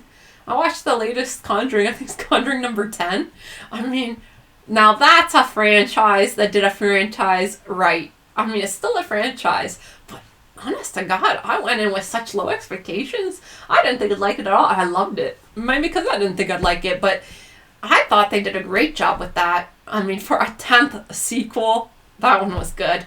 I mean, so like they actually did like franchises to pull off a franchise to that level of mediocrity is very impressive, because by the nature of a franchise, it's exploitative of the art. So it's like near impossible to make good art franchise style. Okay, like you can make maybe 1, 2, 3 sequels and that's it. But they made 10 and they're decent sequels. I mean, that's the best franchise that exists. It is. And I enjoyed it. It's not great by all means, but as I explained, it cannot be great by definition. But the level it does achieve is impressive. And so, yeah, I watched The Conjuring and like, okay, so these ghost hunters are basically hunting demons. And I really got a kick out of it. Kind of like the men with the Marvel movies. You know, they see the man, they see Spider-Man, they feel all powerful. Oh, we love Spider-Man. Okay, well, I got that feeling when I was watching the ghost hunters destroy the demons. I thought, yeah, get that fucking demon. Get it. Get it good. Get that fucking demon. Get that fucking demon. Get it. Get it out of here. Evict the demon. Evict it. Evict it! And I really got quite a good feeling from this. So, you know, I'm an angel. I fucking hate demons. The demons are so annoying. I long to toss. Like, actually, that's the good thing about demons. Actually, maybe I kind of like the demons because I want to fight. I like, aside from any depression, loneliness, aside from any kind of anything bad about society, I just want to fight. I'm a fighter. I'm wired that way. I love a good fight. I love fighting. I've always loved fighting. I am a fighter. I'm a soldier. I was built this way. I'm military expert. Nobody fights quite like me. Everyone at my level has a unique style of fighting, but even my style among that style is unique. Okay, because I really get in there dirty. I get in there. I really get in there. I really do. I mean, here I stand, laying down. I just like, you know, when I think about killing those, what I really get off on though, is not killing the demon. I want to tempt the demon. That's really what I mean, I'm not killing demons. No, it's not enough. Death would be too good for them. No. I'm reforming them. I am reforming the demons. I'm tempting them. I'm tempting them with goodness. They're going to tempt me with their evil. I'm going to tempt them with my goodness. I see you and I challenge you. I'm doubling down on that bet. Let us see who wins the hand. I'm tempting the demons. The demons do not like being tempted by me, I'll tell you that much. That's why they throw so much shade my way. They've been throwing shade my way, and most of the time it's ineffective, but sometimes I do get critically hit. Sometimes I do, and I'm surprised too. I don't know how it happened. I'm just looking this way, get a critical hit coming from this side. Well, you know what? I'm immortal, okay? You beat me down, the worse you beat me down, the higher I will rise up like a phoenix from the ashes of my own suffering, okay? Nobody does it quite like me. Nobody does it quite like me, okay? And I am here, still fighting the good fight against these demons. They're invisible for the most part, but you feel them. And you know, I have lots of tricks on my sleeves, tons of them. Okay, come at me, demons, because let me tell you, I long for a good tussle. I long to be challenged. I really do. Okay, why? Because I have character. I have integrity. My character, it's so, your evil ways are so low comparatively. It's like a baby taking candy from a baby. I'm gonna reform you. I'm tired of letting you exist. I'm gonna reform you, and it's gonna be easy for me to do. And it has been easy, even though I've said I quit so many times. But yeah, here I be. So obviously I have not quit. Okay, and I can just feel it. I can feel it. They'd be scared of me. They'd be scared of me. Well, they ought to be. They really ought to be, okay? You know why? Because I'm asking the demon to look at themselves in the mirror. This is one thing demons do not want to do. They don't want to look at themselves in the mirror. They really don't. They do not want to face themselves. And so I have done what I must do. And it has been painful, utterly painful. But at times, I become the demon so that they are forced to see themselves. They're forced to see themselves in me. I'm a mirror. I probably shouldn't be releasing my tricks so easily like this, but I mean, mirror on mirror, here we go. Like, I just take on. I'm like, okay, you want to be evil? We'll see. We'll see how much you want to be evil. We'll see. You know, and evil is just anything devoid of goodness. All right. And, so I get a real kick because by definition, the demons they've done such shitty behavior that they became shit themselves. And I get some kind of, it's so challenging. Once they're shit, it is very challenging for them to get them to see that they were once not shit. So I became shitty myself so that I could rise out of the shit to show them how it's done. And this works, but let me tell you, I do not like being shit. When I'm shit, it don't feel good. I have the fact that these demons can tolerate being shit is impressive in the same way that Conjuring is impressive as a franchise. It's impressive, but it's not great. Like, and so I'm like, okay,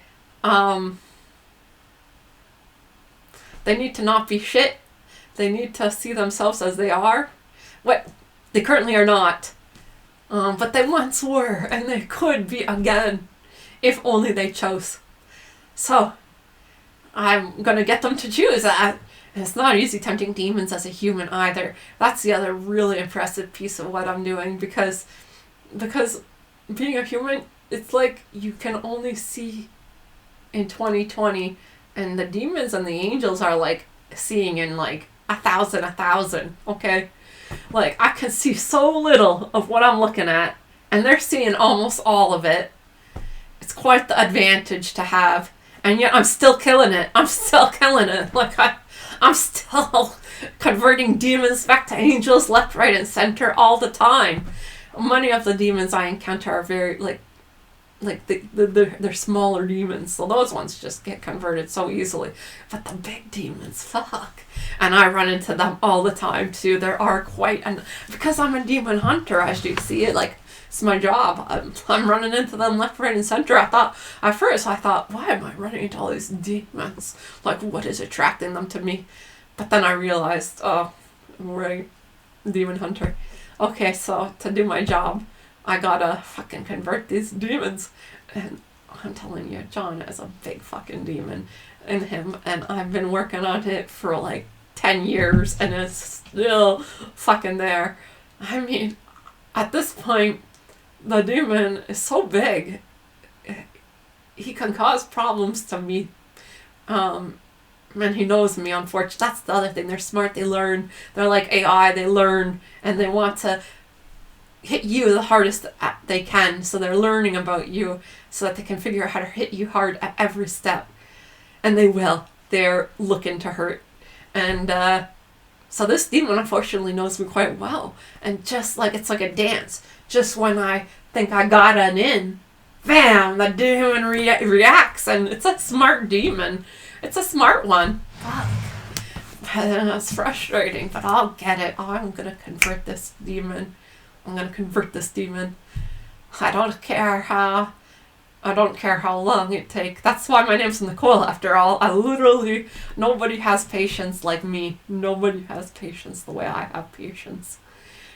So, yeah, that's kind of my magical thinking. But to bring it back into practical terms, being a good person to produce more goodness, because we deserve more goodness and more beauty. And I want, I don't want suffering. Fuck that. Fuck the suffering. Only if it's necessary. If it's unnecessary, then I'm really going to get upset. Anyways, I really miss Justin. But on the other hand, I don't miss him. And I really miss John. On the other hand, John's a ghost that might not exist at all. And I also kind of miss Marco. Fuck.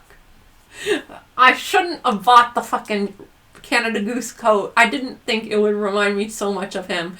But honestly, all I can think about when I look at this coat is Marco. And I'm like, fuck. Just because he had a Canada Goose coat and I was wearing an Eddie Bauer coat doesn't mean shit. It's my Canada. I'm more Canadian than him.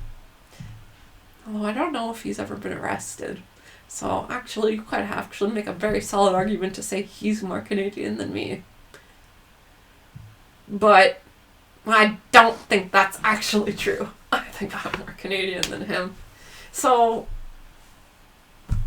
it's my coat. It's not his coat. Don't make the association stronger. Oh, but honestly, every time I see the coat, I'm thinking about him.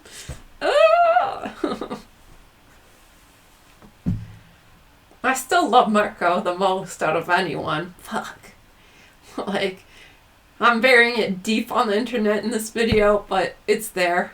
I mean, I love John, but the love I have for John is the love that even when I call upon it slightly, it causes such incredible pain that I can't bear to call on it at all. Just now, even thinking about it has brought quite a bit of pain to my body. Marco's love does not cause pain to me, so I can think about it. Well, actually, no, Marco's love causes pain, but it's a bearable pain. I love Marco. I really love Marco. I really love John, but when I say that out loud, something really hurts. And it's almost as if I'm lying.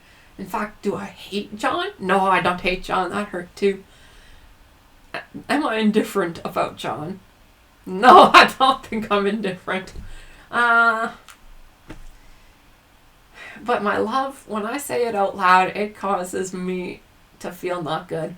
I love John. I love John. I love you, John. Oh, it just feels like I'm betraying some very deep part of my soul.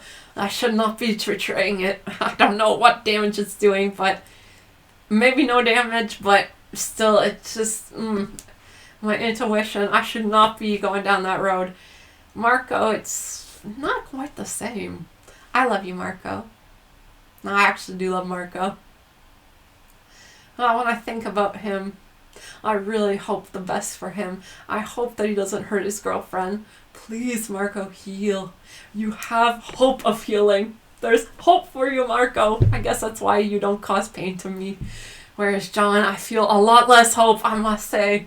Unfortunately for everyone, there is so much less hope for John than for Marco. So Marco, I really hope the best for you. And if you could clinch it good for yourself to be an integrity move, treat your girlfriend well, please. But just fucking commit like no other. It might save your brother, and I know you love your brother. So please, Marco, heal. You are our best hope right now. You seriously are. I did everything I could, and if I do any more, it just causes damage. So stalemate on my end. It's up to you, Marco. Okay, please, please, please heal so that your brother will heal. And even if you guys never talk to me and I remain exiled, at least I will have known that there was some healing. I don't want you guys to suffer, even if I must suffer. I don't care. please heal. Marco, please treat. And if you heal, what this really looks like, in case you're confused, is you treat your girlfriend well. You treat her well. You treat your family well. You treat yourself well. Quit drugs. Continue to fight that good fight of quitting drugs. And continue to live with respect for yourself. This would ultimately be the most help right now. John, I mean, he is paying penance, and I don't even think he's doing it well. You know? Like, he doesn't seem to understand at all. He doesn't understand I'm connected to you guys spiritually at all. At least you kind of are psychic. So I feel like you might have a little understanding of this. And you did unblock me and had me only to block me again. Well, yeah, you poked the bear. Okay, it worked. I do love you, Marco. Okay, if you need a little love from me, I gave it to you. Okay, so there, Marco, please heal so that everyone can get better. Not to put it all on you, because I don't think it's all on you. I'm still responsible for my own healing, but I'm doing what I can on my end. I really am. Like, I'm trying. I haven't, given up. Even if that's possible. I don't feel like that's possible. I just end up like getting into an accident and dying, and then we start all over again.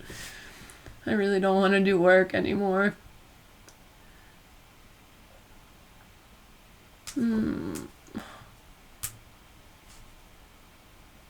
It just like sucks some kind of joy out of me. And it used to give me joy. Not this work. I mean, like, when I was in school, engineering used to give me joy. It doesn't fucking give me joy. Other than my paycheck. And I don't even feel like that gives me joy, because I don't feel like I deserve it. Or maybe I do deserve it. But regardless, it's so shitty of a situation. What can I possibly do? What can I do? I hate my job. I'm not gonna lie. I tried to change the internal locus. It's not fucking working. I'm so bitterly unhappy. How can I show up for other people? Where is my place in this world? Please, God, help me to see what I can do to be a better person. And then hopefully to change some of my energy so that the universe starts giving me something other than what it's been giving me.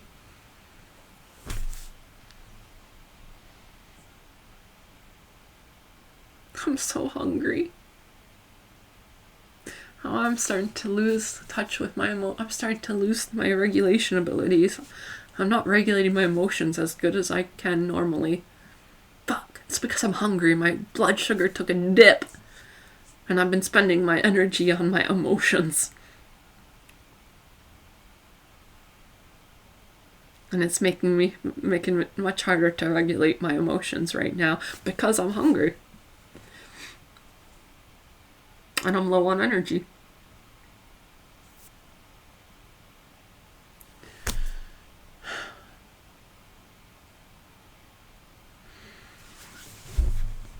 Anyways, so interesting conversation as always. Thank you, Nicole. Why, thank you, Nicole. You are a conversationalist. I'm not always in a chatty mood, but when I am, I can chat. I love a good chat. Nothing like a good chat.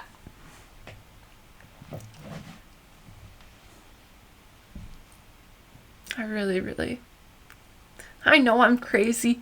Maybe it is really pathetic of me. Although I don't think God would say it was pathetic. I think God would understand. I don't think the other humans will understand. But I know God will understand. God, please. No, I can't reveal it. I'm choosing reticence.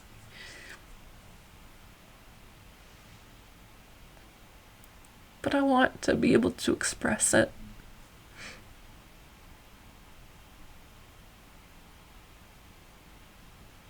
I really hope God's real. Sometimes I'm not so sure. If God's not real, then that really sucks. He's gotta be real, right? I don't know, but I don't think Jeremy's a good person. My feelings towards Jeremy are incredible confusion. And it started right from the get-go, too. He asked for my number in front of his wife. His family spent a long time in the car waiting for him while he read a book on a beach. I don't think he's gonna be a good person to me. I don't think he's gonna treat me right. But I don't want it to be a self-fulfilling prophecy either. And I don't want to do anything that means that I deserve to be mistreated, because then that kind of throws it out. Am I going to use him to test my intuition? Is that even fair? Is that the right thing to do? Am I being selfish? Maybe that's why I see the selfishness in him. But I do think he's a selfish man. Oh, he's gotta be pretty selfish to ask for sex without buying me a coffee. I don't know. And all under the guise of we're just friends hanging out. I don't know. He has sex very easily, that man. I'm not coming from me. I'm really saying something.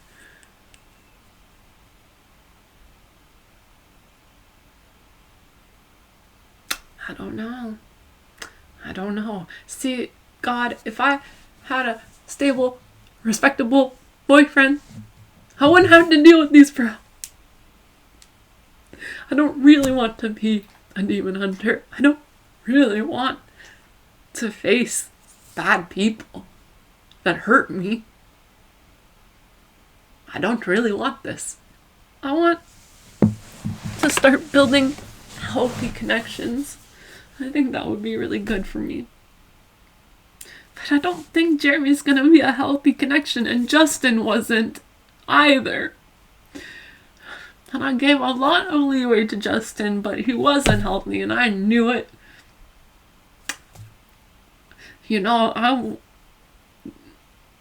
It's amazing what I can do with honesty. It really is.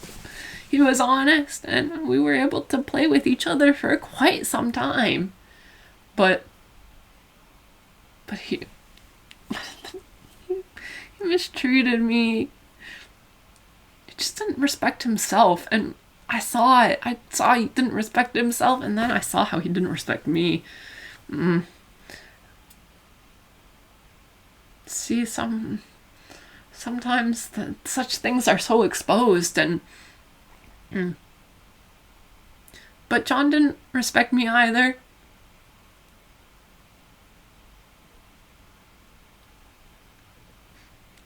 Jeremy wants me to believe that he respects me, but he didn't buy me a coffee. And it confuses me. But then John did buy me everything, and he didn't treat me well at all. And then he said that that's just how he is, and that I was reading too much into it. So if the man buy you a coffee, you're screwed, and if the man don't buy you a coffee, you're screwed? I don't know.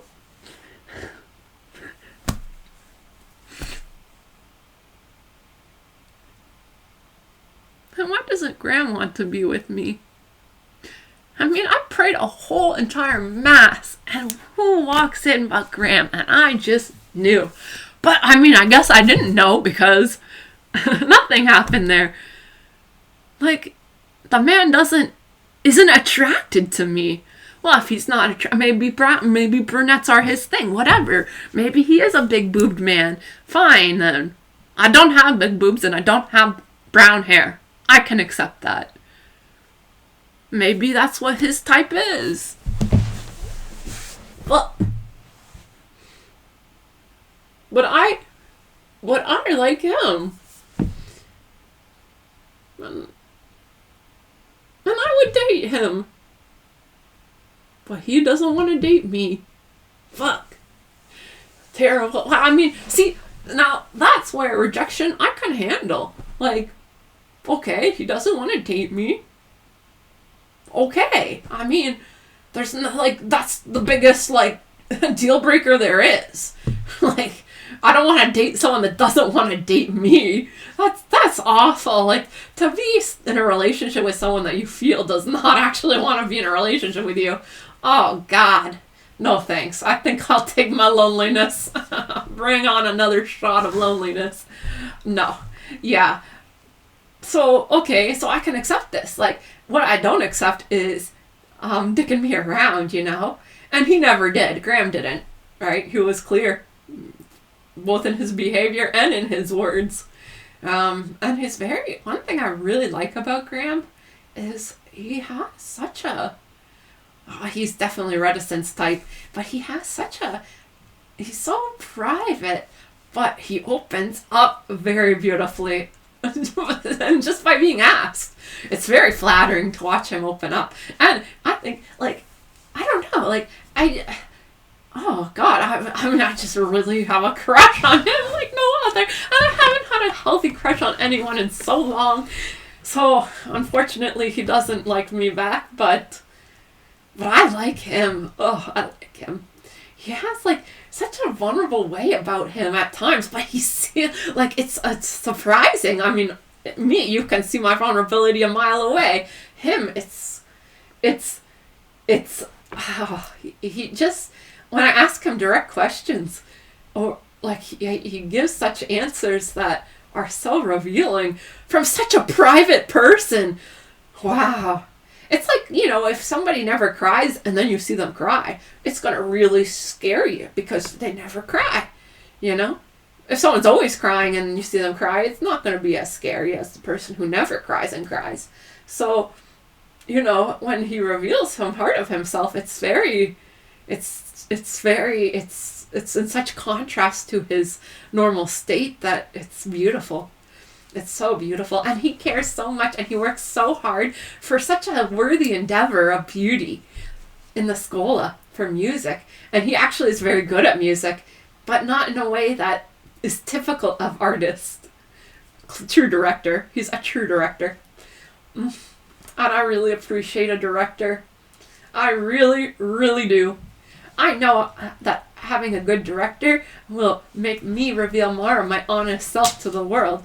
And this is the greatest gift an artist can have, is being paired with a good director that can help her reveal herself in the best possible way. So, of course, I love him.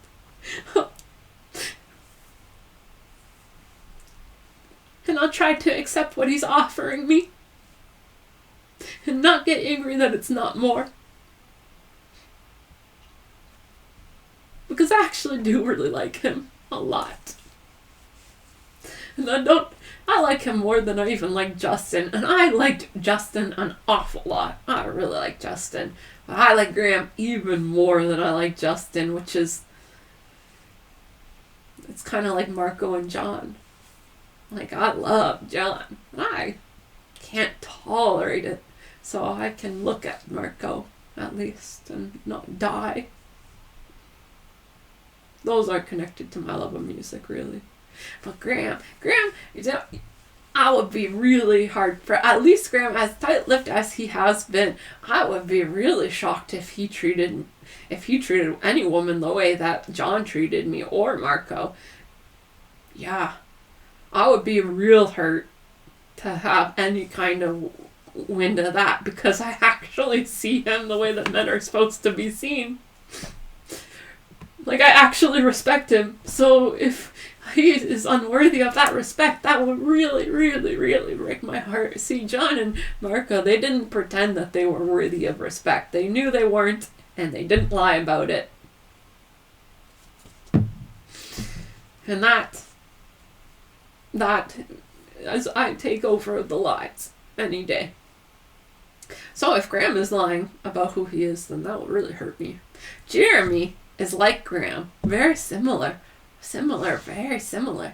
But Jeremy, I have a feeling, is not going to be nice to me. And even though Graham may be not the right man for me, maybe because he doesn't want to be my boyfriend, okay. But you know what? He is somebody that deserves respect regardless. And I still like him regardless. And I don't know why I should let a silly thing like my own loneliness stop me from being friends with somebody that I actually like. But I like him too much. That's the problem. I like him too much. I'm scared of liking people. When I like people and then they disappoint, that's when I get hurt. But if I don't like anyone, less chance of me getting hurt, but it becomes very lonely. And it's up to me. It's up to me to manage my own emotions and feelings and thoughts about how I frame my own relationship with Graham. But I really like him. And it became painful. It became painful to go to church because I would look out at all the children and all the babies and all the families and all the women that are the same age as me, but they have like 5 children. And they don't bother talking to me because I'm not in the same chapter of life as them. But I am the same age as them. Anyways, just because I failed at getting a husband and making children doesn't mean that I can't still have friends my age. But it doesn't work that way. They're in a whole different chapter of life. And I don't belong there. Anyway, so Graham it became painful because Graham, I was looking at these families, looking at these other women that have something that I just don't got. And then I would think about Graham and I would see what a great job he was doing.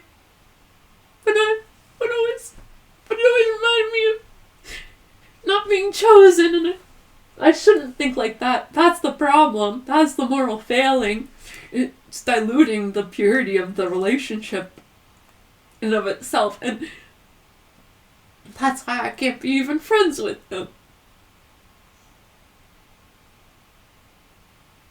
I had a dream one time where he told me that he loved me. And I remember waking up from that dream. It was so vivid. And I remember being so happy. I took it as a sign. Which, unfortunately, dreams usually are not signs. They're just, I don't know. They're usually just you talking to yourself. Not unlike this. And so, in my dream, we were with a group of friends and he told me that he loved me.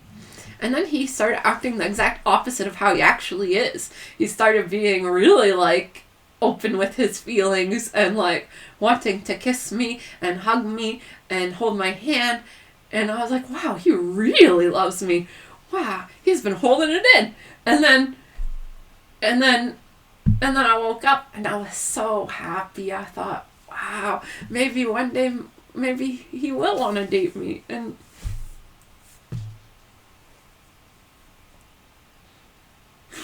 it's just really like that.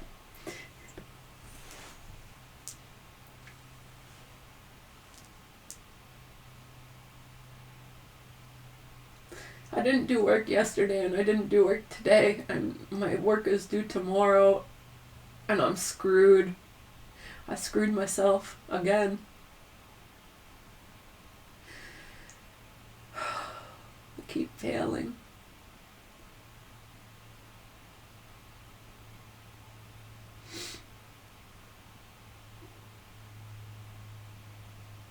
But I am going to choir practice tonight. I'm not going to miss it. And I'll try my very But see, it's hard. It's hard because when I'm there in person and I'm seeing him, I want to indulge.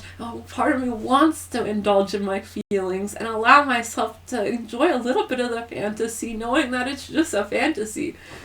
But then another part of me worries that that's just going to dilute the relationship and contaminate it, and that could lead to trouble when I get confused later. If I'm in a bad state later, I'll get confused because of it. So what do I do? Because if I indulge, then a little bit of my loneliness is alleviated. But sometimes that can cause more loneliness after. Yeah, that's true. Fuck. So don't indulge.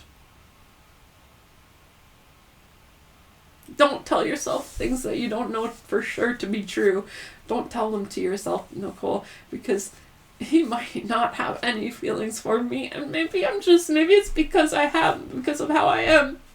It's not my fault, but maybe that's maybe that's why men don't like me, is because of that, and the only men that seem to have anything to do with me are the ones that know I'm vulnerable and are looking to hurt me. So, fuck, like, the good men don't want me, the bad men want me. And that really sucks. That really sucks. That really sucks.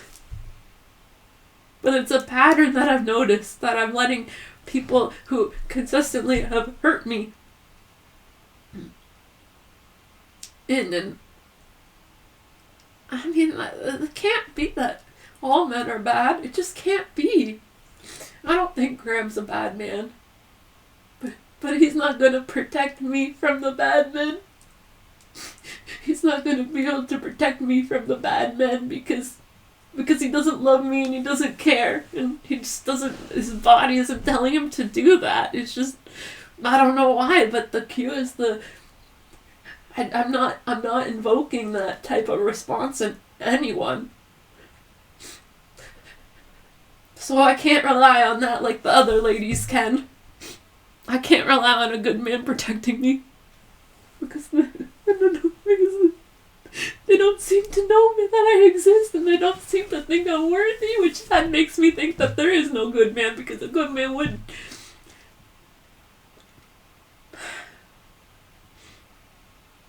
I don't know, at least Graham did let me back into the choir.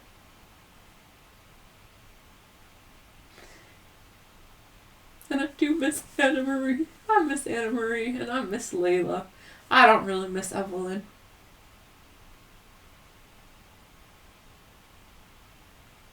Meh. I'm indifferent.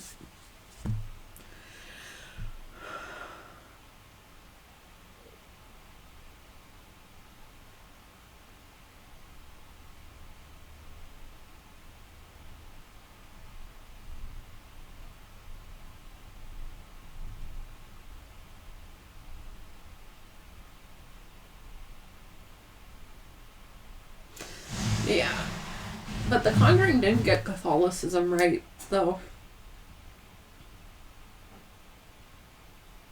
They don't get the spirituality part right, but it is satisfying to watch the demon hunters killing the demons, or evicting them. I really got a kick out of that eviction.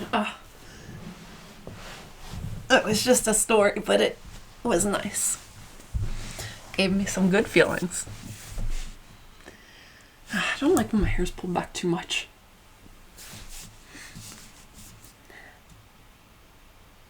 Now I'm cold. Well, round 2 of being hungry. This is when my temperature regulation starts to go as well. I have small veins. What can I say? It's not great. My feet are cold. And I lose a lot of heat. Because I got small veins. And when they put the IV in my veins, I don't like that either. It hurts. If you had bigger veins, it would hurt less. Anyways, so I'm gonna go now. I'm really tired.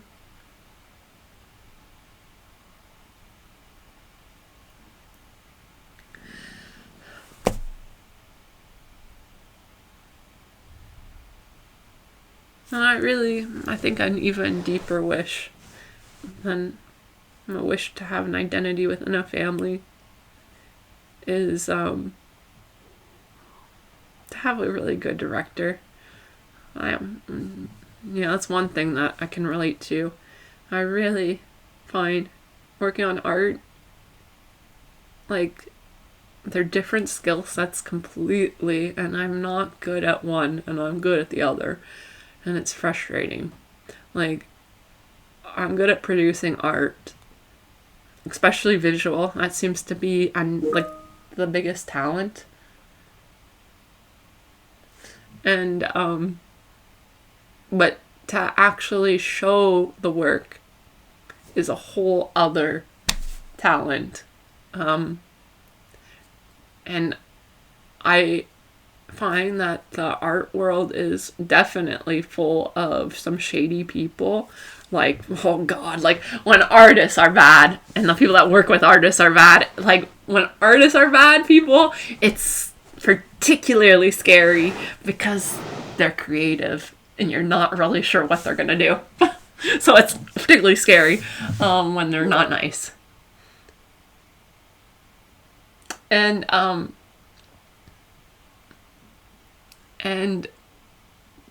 yeah, so I'm like having a deep wish for our director, for my art, not just choir. That's one reason why I really like Graham, because I'm like, oh, like this is somebody that like I like the idea of partnering with a partner who is going to be able to see my talent and use it to make money. Also, I mean, I want my art to be seen. Like, it wants to be seen. It wants to be seen itself. I just want to make money off of it because, I mean, the engineering is not working out well for me. So, and midwifery worked out even worse. So, I'm not really sure what else I can do to make money. Like, how else am I gonna make money? Like,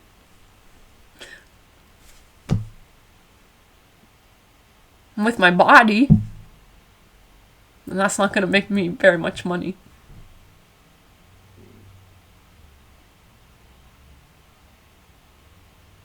Anyways, I really, really, really hope and pray that God's real. I really hope and pray that Claire is telling me the truth when she says that God's a good God and that He's real. And I really, really hope and pray that God sends me a man that will help me to open my heart again. And He won't betray me this time. And somehow, God, please help me to find a job that I'm more suited for. That I don't feel like I'm completely a failure all the time from.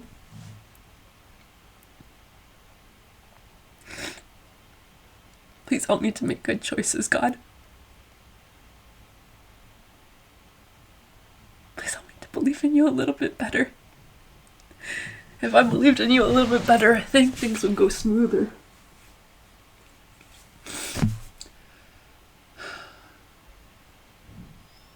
Also, please help Justin.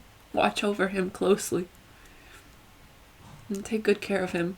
Because I don't really trust Justin to take good care of himself. So please take good care of Justin. And I suppose talking about what I actually respect, I don't think I actually do love Marco or John. I don't respect them. Why would I? They didn't do anything worthy of respect.